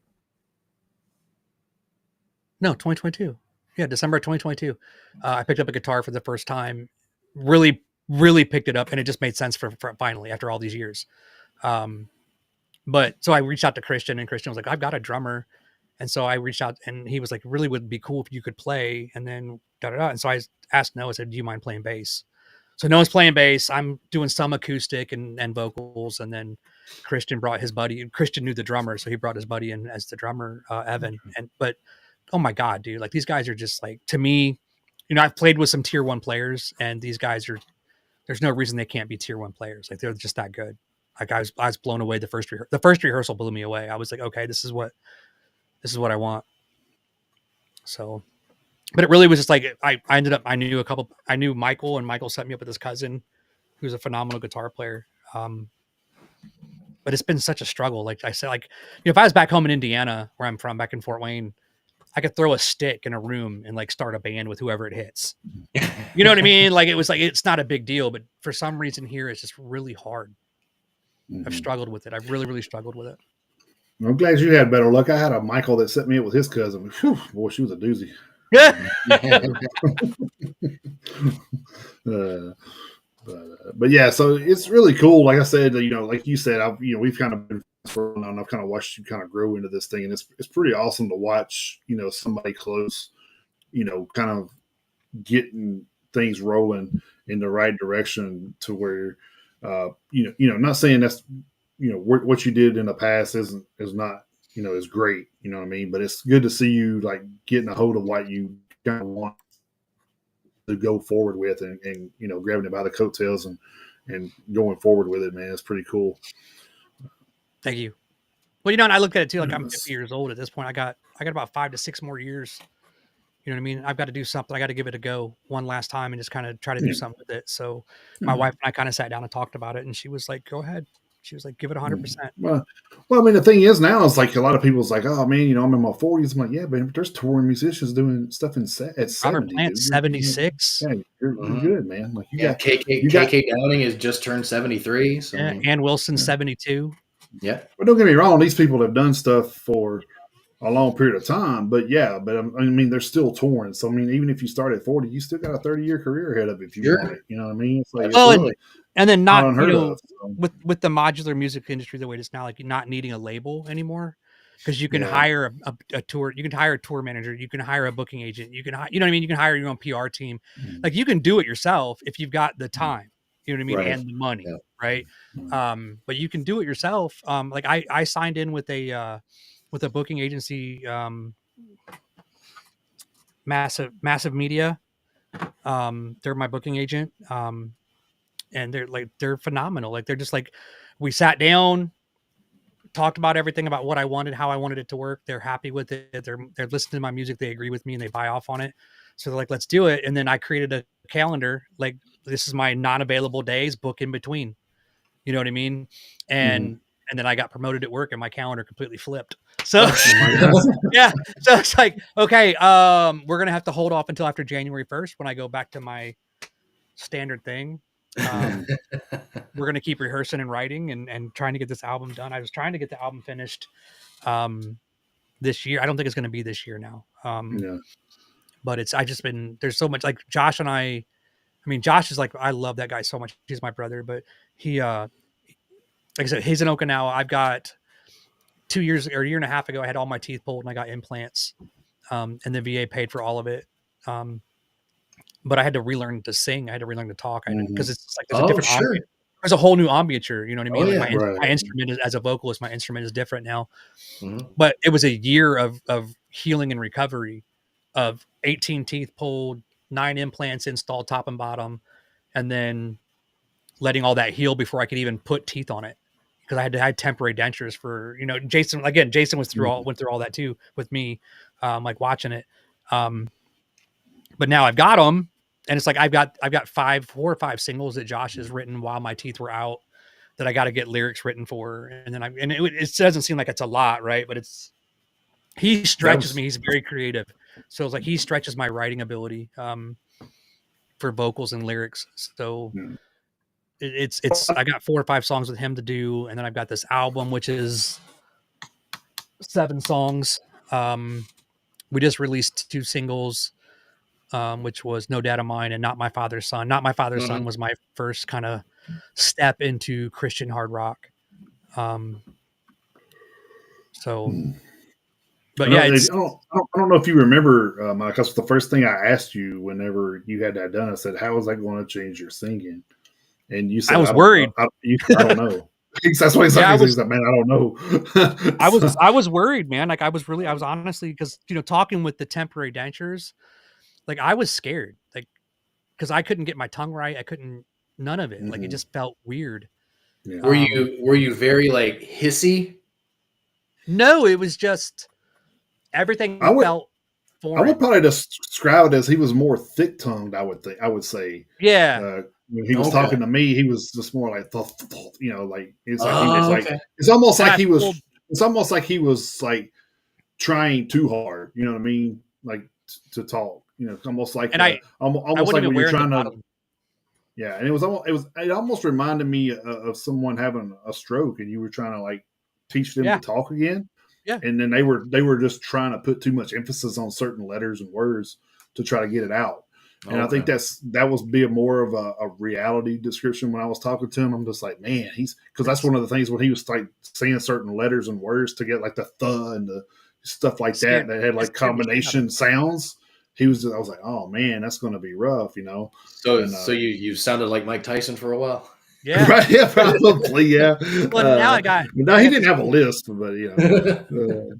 But yeah, I could tell the difference talking to him, and that's kind of like why I asked the questions. Like, hey man, it's like, how's it going to affect your singing? He was just like, dude, I don't know. It's like I'm kind of like worried about it. So luckily, everything turned out great. Obviously, so I mean that's you know, I don't know, you know, I know you talking about being a Christian singer, you know, probably owe that all to, you know, the guy upstairs, but there's you know, spent a lot of hours talking to him, going, "Come on, man, don't break me this hard to not let me finish out. Come on, hook a brother up, man. Let's go." Right.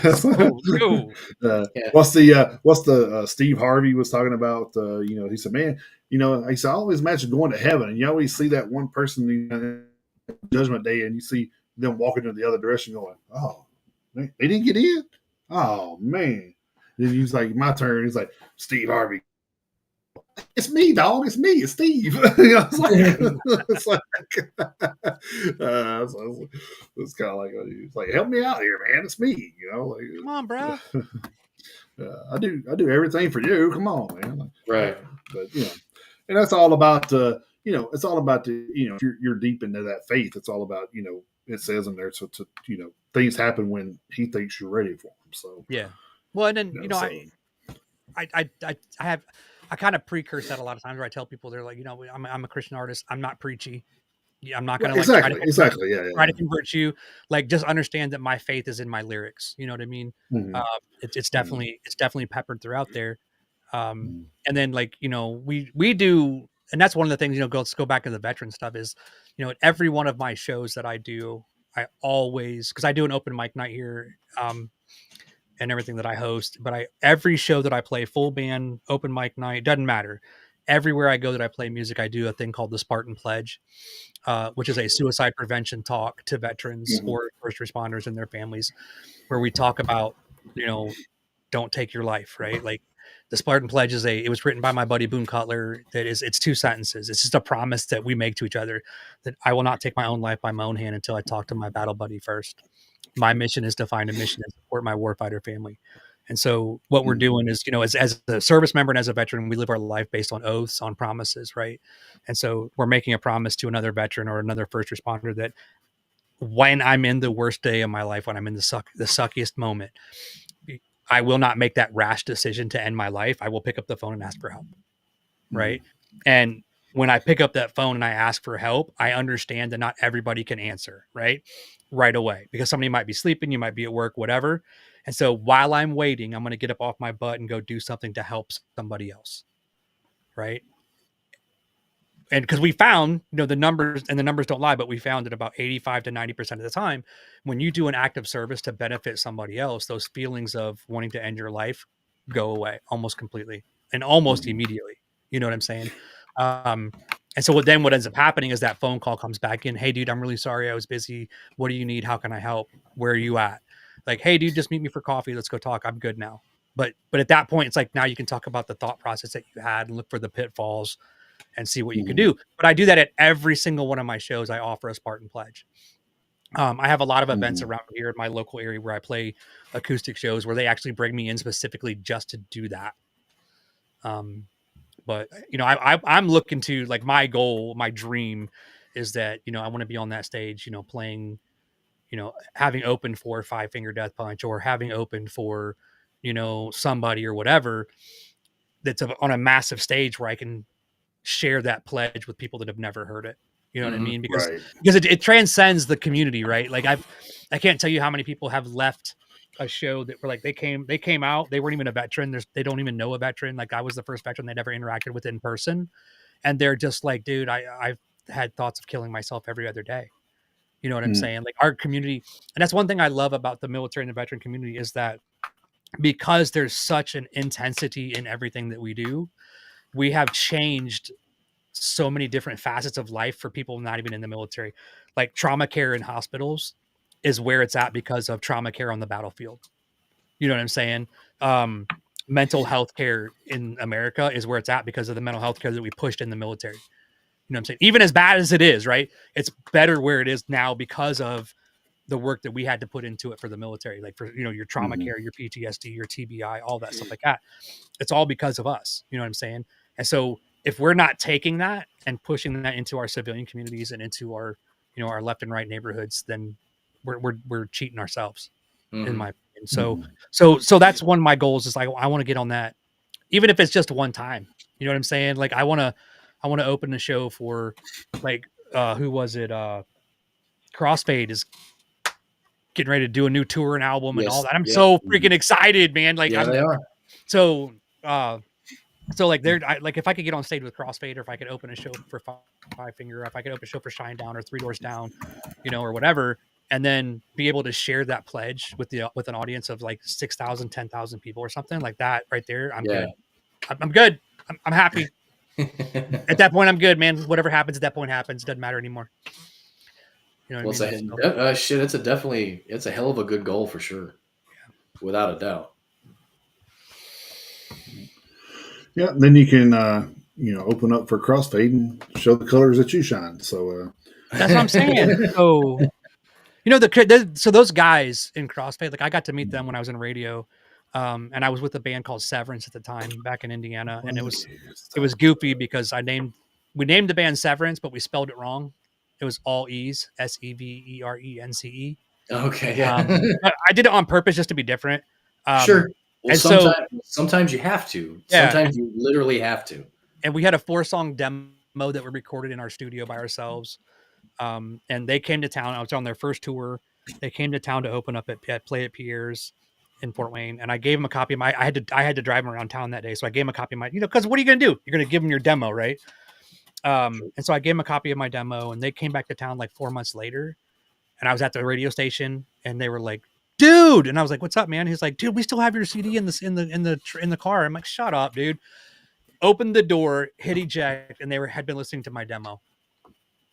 Like, that's awesome. Just the coolest dudes, man. Oh, and wow. then they were like, crazy. And they were like, "Are you coming to the show tonight?" And I was just like, "No, I can't, man. I'm actually playing tonight down there, like about 2 miles down the road from where you're going to be." And so they're supposed to be the headliner. This is the crazy. I love this story, but it's like they're supposed to be the headliner of their own show. They went on early so they could come down and see me and just hang out. We didn't even really know each other. We'd only met twice, right? But they came down and hung out. It was like they played early so they could come down and hang out. Like they're just like the nicest dudes like some of the nicest dudes I've ever met in the industry. Just really cool. Yeah, talking about crossfade brought up a story that I got a friend named Eric got hooked up with through another friend of ours named Shelly, and he's a guitar player, and I remember this. He story. Was he was talking about crossfade, and he's just like we were talking about it in the car, and it actually came on the radio or something, or one of the playlists that we were playing. He's like, "Oh my god, really? I got to hear this shit." And I'm like, "Oh god, what's wrong, dude?" Because he was riding with us. And I'm just like, "Oh my god, what's wrong, man?" He's like, "Oh, let me tell you the fucking story with this song." It was like I think it was the song "Cold." Crossfade's "Cold" is probably one of their most famous songs, honestly. It is. Too much. But so "Cold" was like the song, and he hated this fucking song, dude. He said, "I hate that fucking song," and he said, "Uh-oh, what did he say?" Sorry, I can't hear you. What was that? It's crazy because I hated that song so bad that their guitars hurt their hand. I don't remember what the thing was, but they needed a feeling guitarist, and he knew Eric, and he knew the band, so he was trying to hook them up, And he says, "Hey, you want to go on tour with them?" He said, "It's like a 3-month gig. This is how much money you'll make." And he's like, "Oh fuck yeah, dude, that sounds great." He says, "Just tell them to shoot me over, what they want me to do and everything, and we'll hook it up." So he signs everything first, right? I said, "Dude, why didn't you look into their music first before you did all that?" So he's like, "Well, I didn't know who it was because it was all in their names and it never said the band name. So it was just all in like the legality names." So he said, when I signed it or whatever, they sent me over the stuff to learn. He said, "Yeah, this is our set, man. Just learn all this." And he said the first song was fucking cold. And I'm like, "Oh my God, no, I did not just do this." So I had to spend 3 months playing this fucking song on stage. Just like, it was so hilarious. I'm just like, that is like karma biting you in the ass, right? Yeah, it really is. That's it is. just like crazy. And you don't throw a fit. Yeah, but he did it. Yeah, he did it and played it or whatever. But he was just like, "Yeah," he said, "I can't believe I did that." And he said, "I think that was just something in life telling me, read shit and ask questions."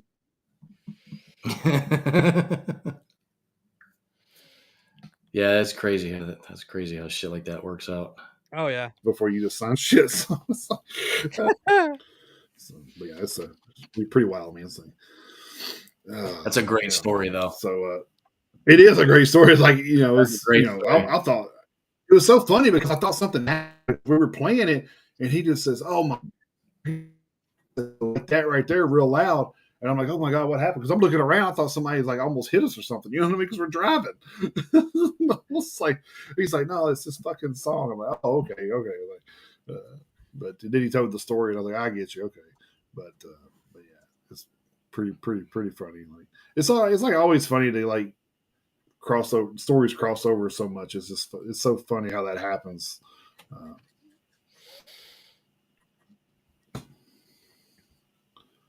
But it is actually, I actually heard about them, the reunion 2-3 weeks ago, and I was like, oh shit, I was like, I completely forgot about them.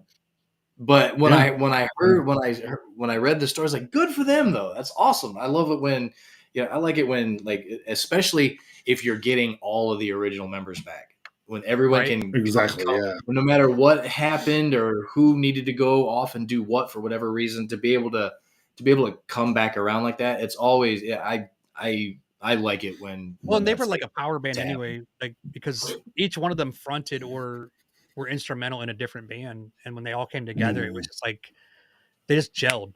Like, it was amazing.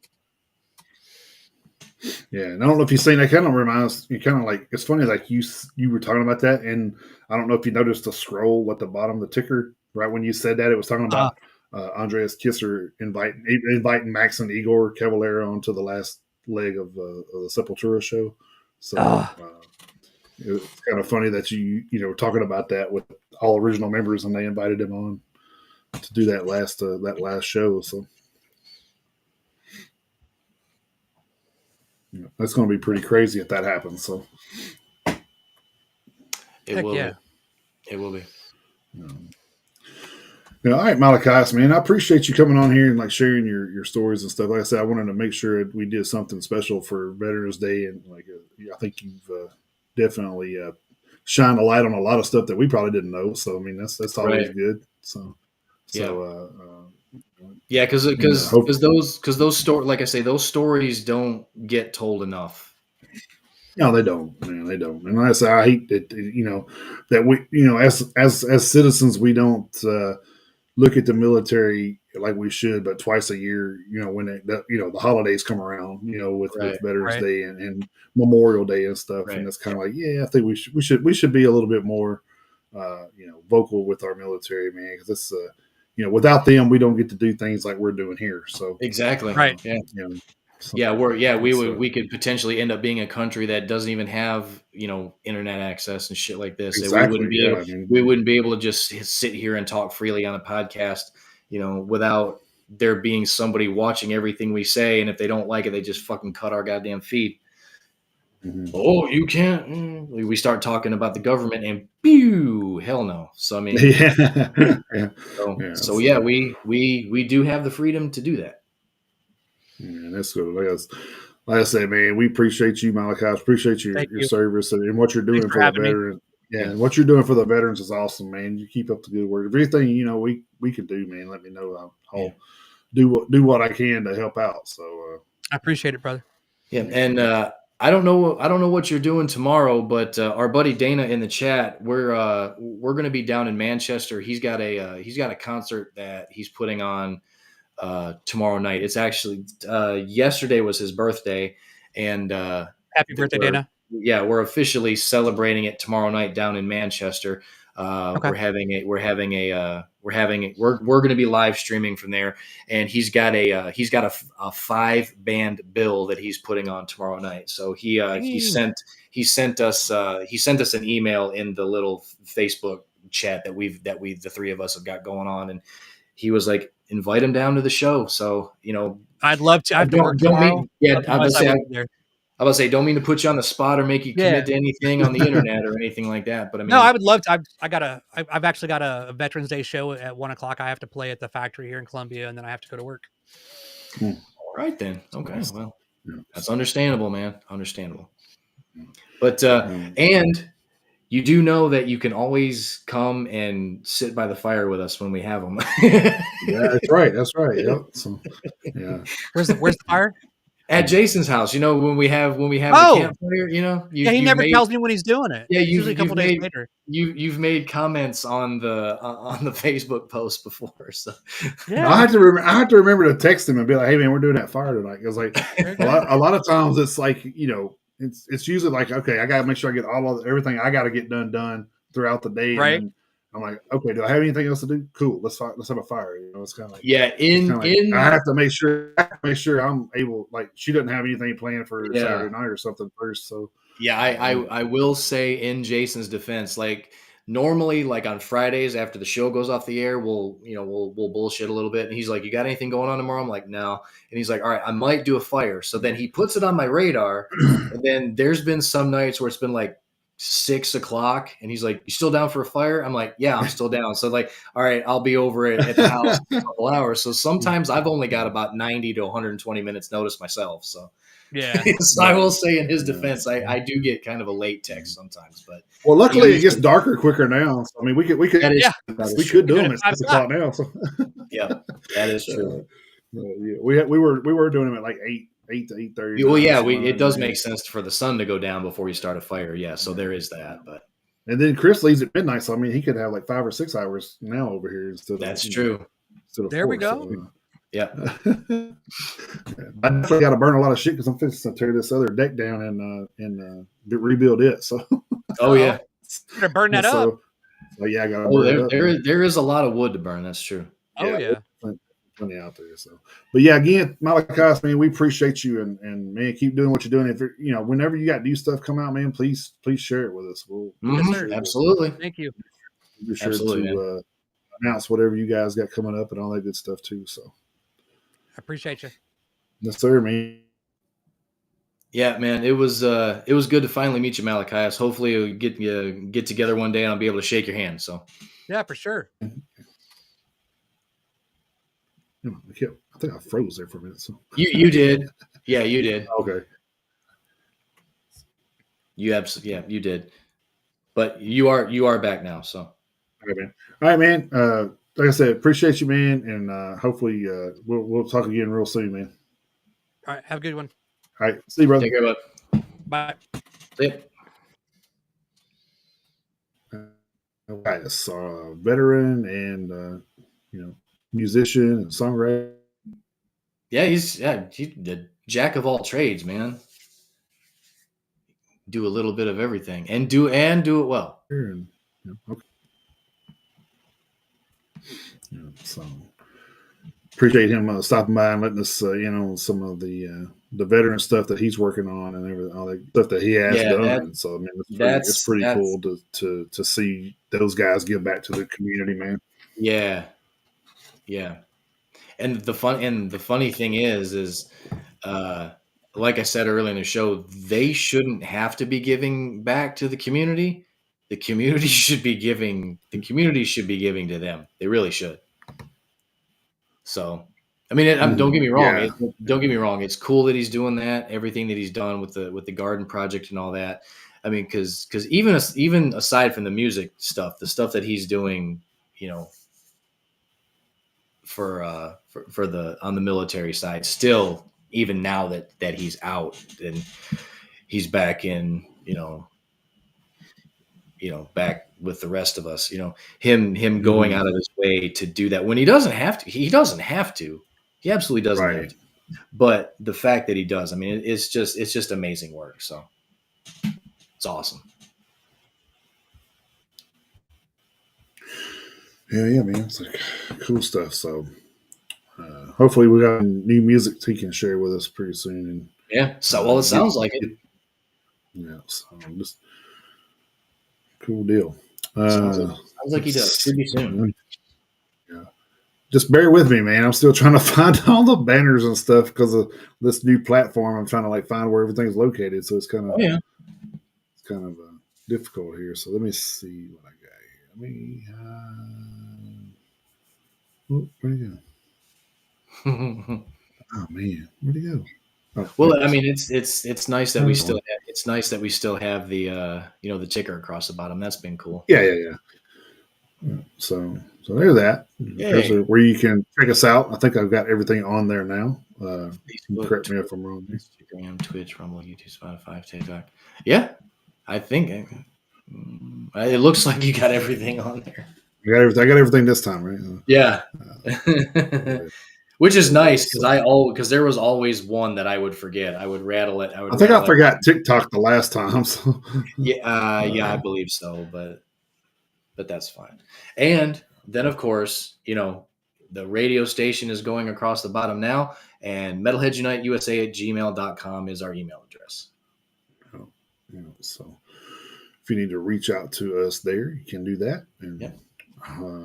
I just bought new equipment today, so hopefully I will have a finished. I showed Chris a pretty much I guess first round draft of the Yeah, new first draft. shirts. Yeah, first draft. Yeah. So they looked pretty good, but like I said, I wanted them a little bigger, so I had to go out and buy a new cutter and stuff for that. So hopefully, I wanted to at least have one for you and me to wear to the show tomorrow night, but I don't know if that'll happen. I'm gonna try, so Yeah. we'll see. Well, I'm still gonna wear. I mean, regardless. I mean, I've got my Metalheads Unite shirt that I'm gonna wear. So. Well, yeah, but I wanted to try to Yeah. wear a new one out there, but we'll see how that plays out tomorrow. I did for the show tonight in honor of Vinny and the boys. I did wear my new Ashes Rain shirt though. I wore that. Nice, yeah.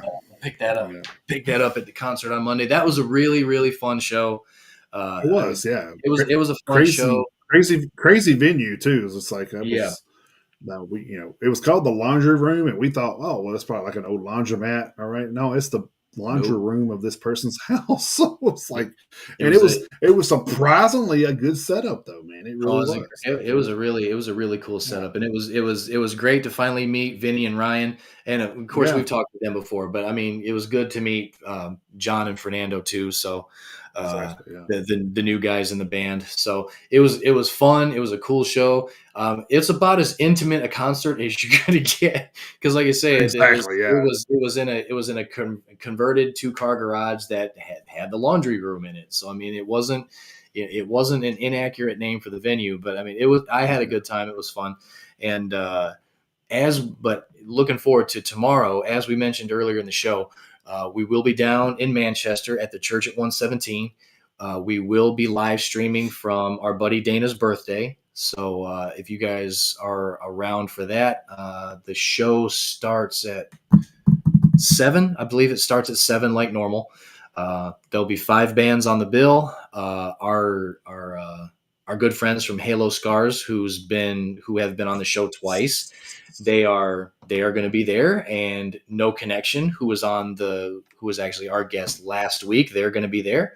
So, and then a couple of new bands to us, Valkyrie's Fire and Final Fairground, and then Symptom of the Universe, who is a local Black Sabbath tribute band. So let's see if I can. So 5 bands on the bill. We will be live streaming from there tomorrow night. We'll probably be starting a little bit before 7 before the show starts. But did I do it? No, I didn't. Oh, there it is down here. Okay, there we go. See it. We'll add it to the screen. Well, actually, you know what? Probably should have made it bigger, but but so anybody in the immediate area, anybody in the Middle Tennessee area. I mean, it's $10 for 5 bands. I mean, you're not gonna do too much better than $2 a band. So so if you hey, there we go. I figured it out. Look at that. Nice. Yeah. So there's the lineup. The doors open at 6. Oh, 6:30 is when okay. 6:30. Okay. So 6:30. Yeah. Symptom of the Universe, Halo Scars, Valkyrie's Fire, Final Fairground, No Connection. It's a pretty solid lineup, dude. Yeah, it really is. Yeah, and honestly, you're going to get. I mean, looking at this lineup, you're going to get a little bit of everything metal. I mean, yes, you are. No doubt. I mean, just looking at it, I'm just like, wow, that's crazy. I didn't even notice that till just now. Honestly, I was just like, wow, there's a metalcore band, there's a death metal band, there's like, there's a symphonic metal band, there's a Black Sabbath tribute band, and I don't. Crazy. And Dana's not in here anymore, but I can't remember what kind of music he said that Final Fairground played. I can't remember what kind of music they played, but still. It's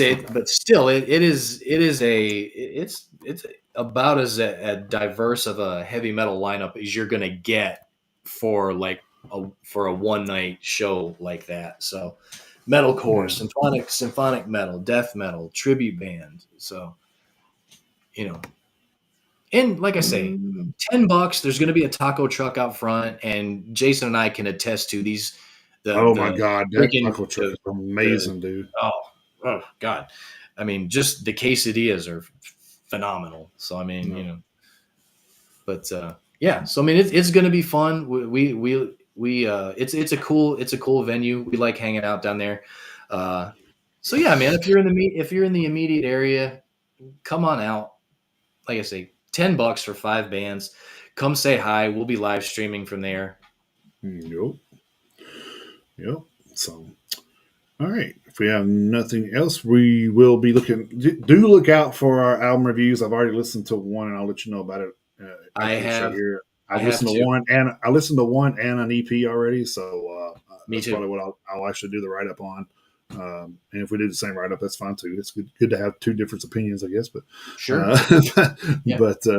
But yeah. So we kind of got to take on. I know I failed to do that last week, but I honestly have been like trying to get all this shit together, dude. And I'm just like, I totally forgot.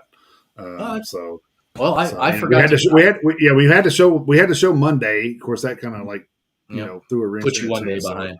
Yeah. So I forgot to do my write up the week before. So I mean, it happens. Yeah, it's all good. Life gets in the way. It's not nothing that's going to be on the radar at the end of the year anyway. So it's kind of all right. Same. So yeah. It's all now good. this week. My review this week is a little bit different. This one could be both of mine were good. So could be a contender. So that's a good thing. Speaking of, let me share that before we go here. The new music. Yeah, playlist. Yeah, copy that off real quick. I still wish we could find a platform when you put that up on the screen that it was actually a hyperlink. That would be awesome. Yeah, I don't know if this one does that or not. Let's see. Nope. I don't think it does. No, it does. It doesn't in the chat. That's for sure. Yeah.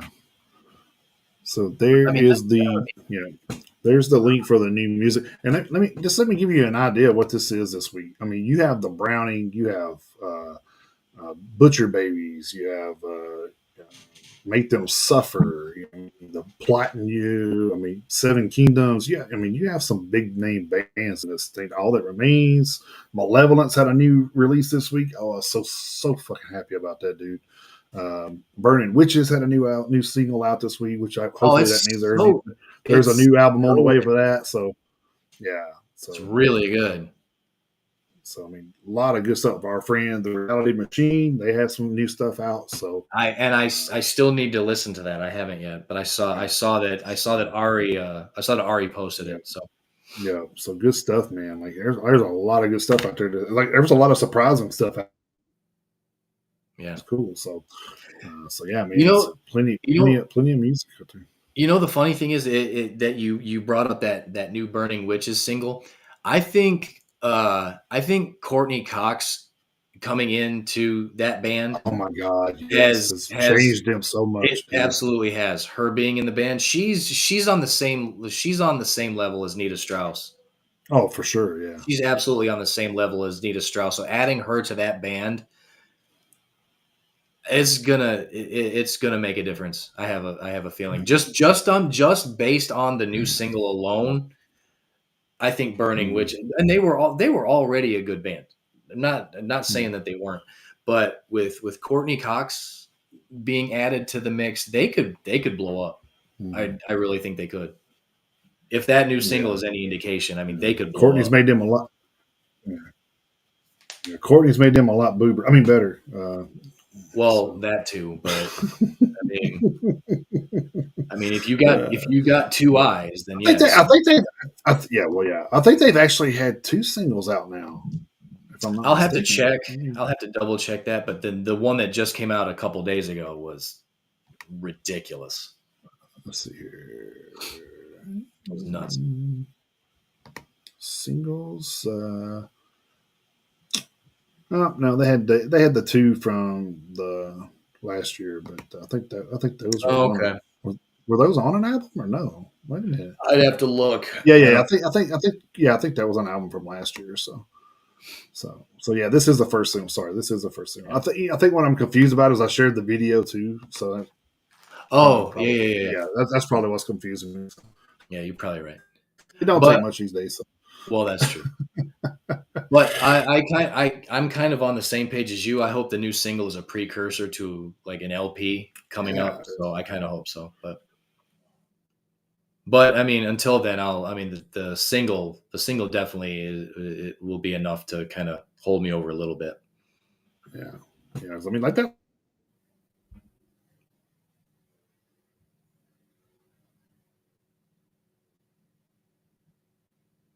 Yeah, you froze again, Jason, just so you know.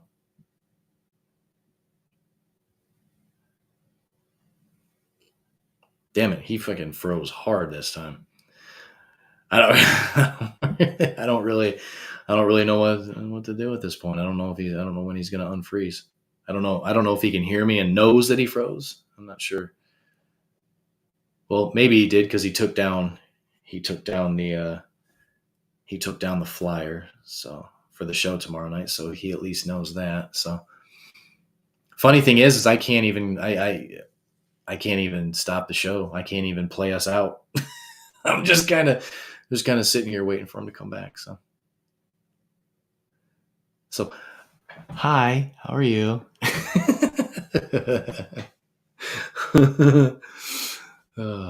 That's funny. I don't know what to do. I don't really have anything to read for you guys either, because when we have a guest on the show, I really don't do any current events prep, because anything major that happens current events wise during interview week like this, we usually just keep it confined to the Facebook group. So that's really where any of the major news stories for the week go. It just goes to the Facebook group, because it doesn't really make any sense for us to kind of hold the stories back like we do for our normal format if we have a guest on. Because Malachias, he was here talking to us, and then he was here for a couple hours. So there's really no point in us trying to get into a full-fledged show after 2 hours, because by the time 2 hours rolls around, we're tired. I know Jason's still on his night shift schedule, I think, but I was awake before 5 a.m. today, so I'm tired. So even if we had content to get into any of our normal format, I'm just too tired at this point. So on the weeks like this, when we got a guest coming on, don't even really worry about it unless it's something absolutely major, like a death or something like that. But usually we still talk about, we still save those for the Facebook group. And I may mention it on the Metalhead Minute, which I will have coming up this Wednesday, like always. So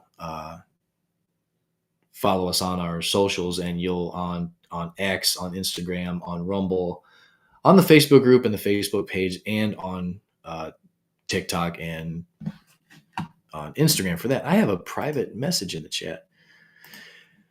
All right, do the sign off and I will end it. Okay, he'll say he can't hear me. Okay, all right, that's good. So he's apparently just locked up. So, all right. So we are gonna end it here. We do appreciate Malachias Gaskin for coming on the show, talking to us about everything. Unfortunately, we did get into some politics. I know we usually don't do that, but with this week being the election and how much everything kind of affects the people in the military and everything else, it was kind of a locked up like a kid in Diddy's basement. Oh God, hide your kids, hide your wife, and cover your butthole. But so yeah, we did talk a little bit more about politics than we ever do. So we do apologize a little bit for that, but it did tie into everything we talked about. We talked about politics, talked about music, talked about the military. And another quick reminder, we will be live again tomorrow night from the church at 117 down in Manchester for Dana's birthday. Concert starts at 6:30. We'll sign in a little bit before then. So follow us right here on YouTube and all that. But that's going to do it for tonight. We'll catch you guys tomorrow. We do have a guest for next week. We'll be doing some advertising for that on the socials this week, so look out for that. But until tomorrow, keep those horns held high and jump in that pit anytime you can. For the cornbread metalhead Jason Tucker, who is over here like this right now, I'm Chris Taranjo. We're Metalheads Unite. Have a good night, you guys.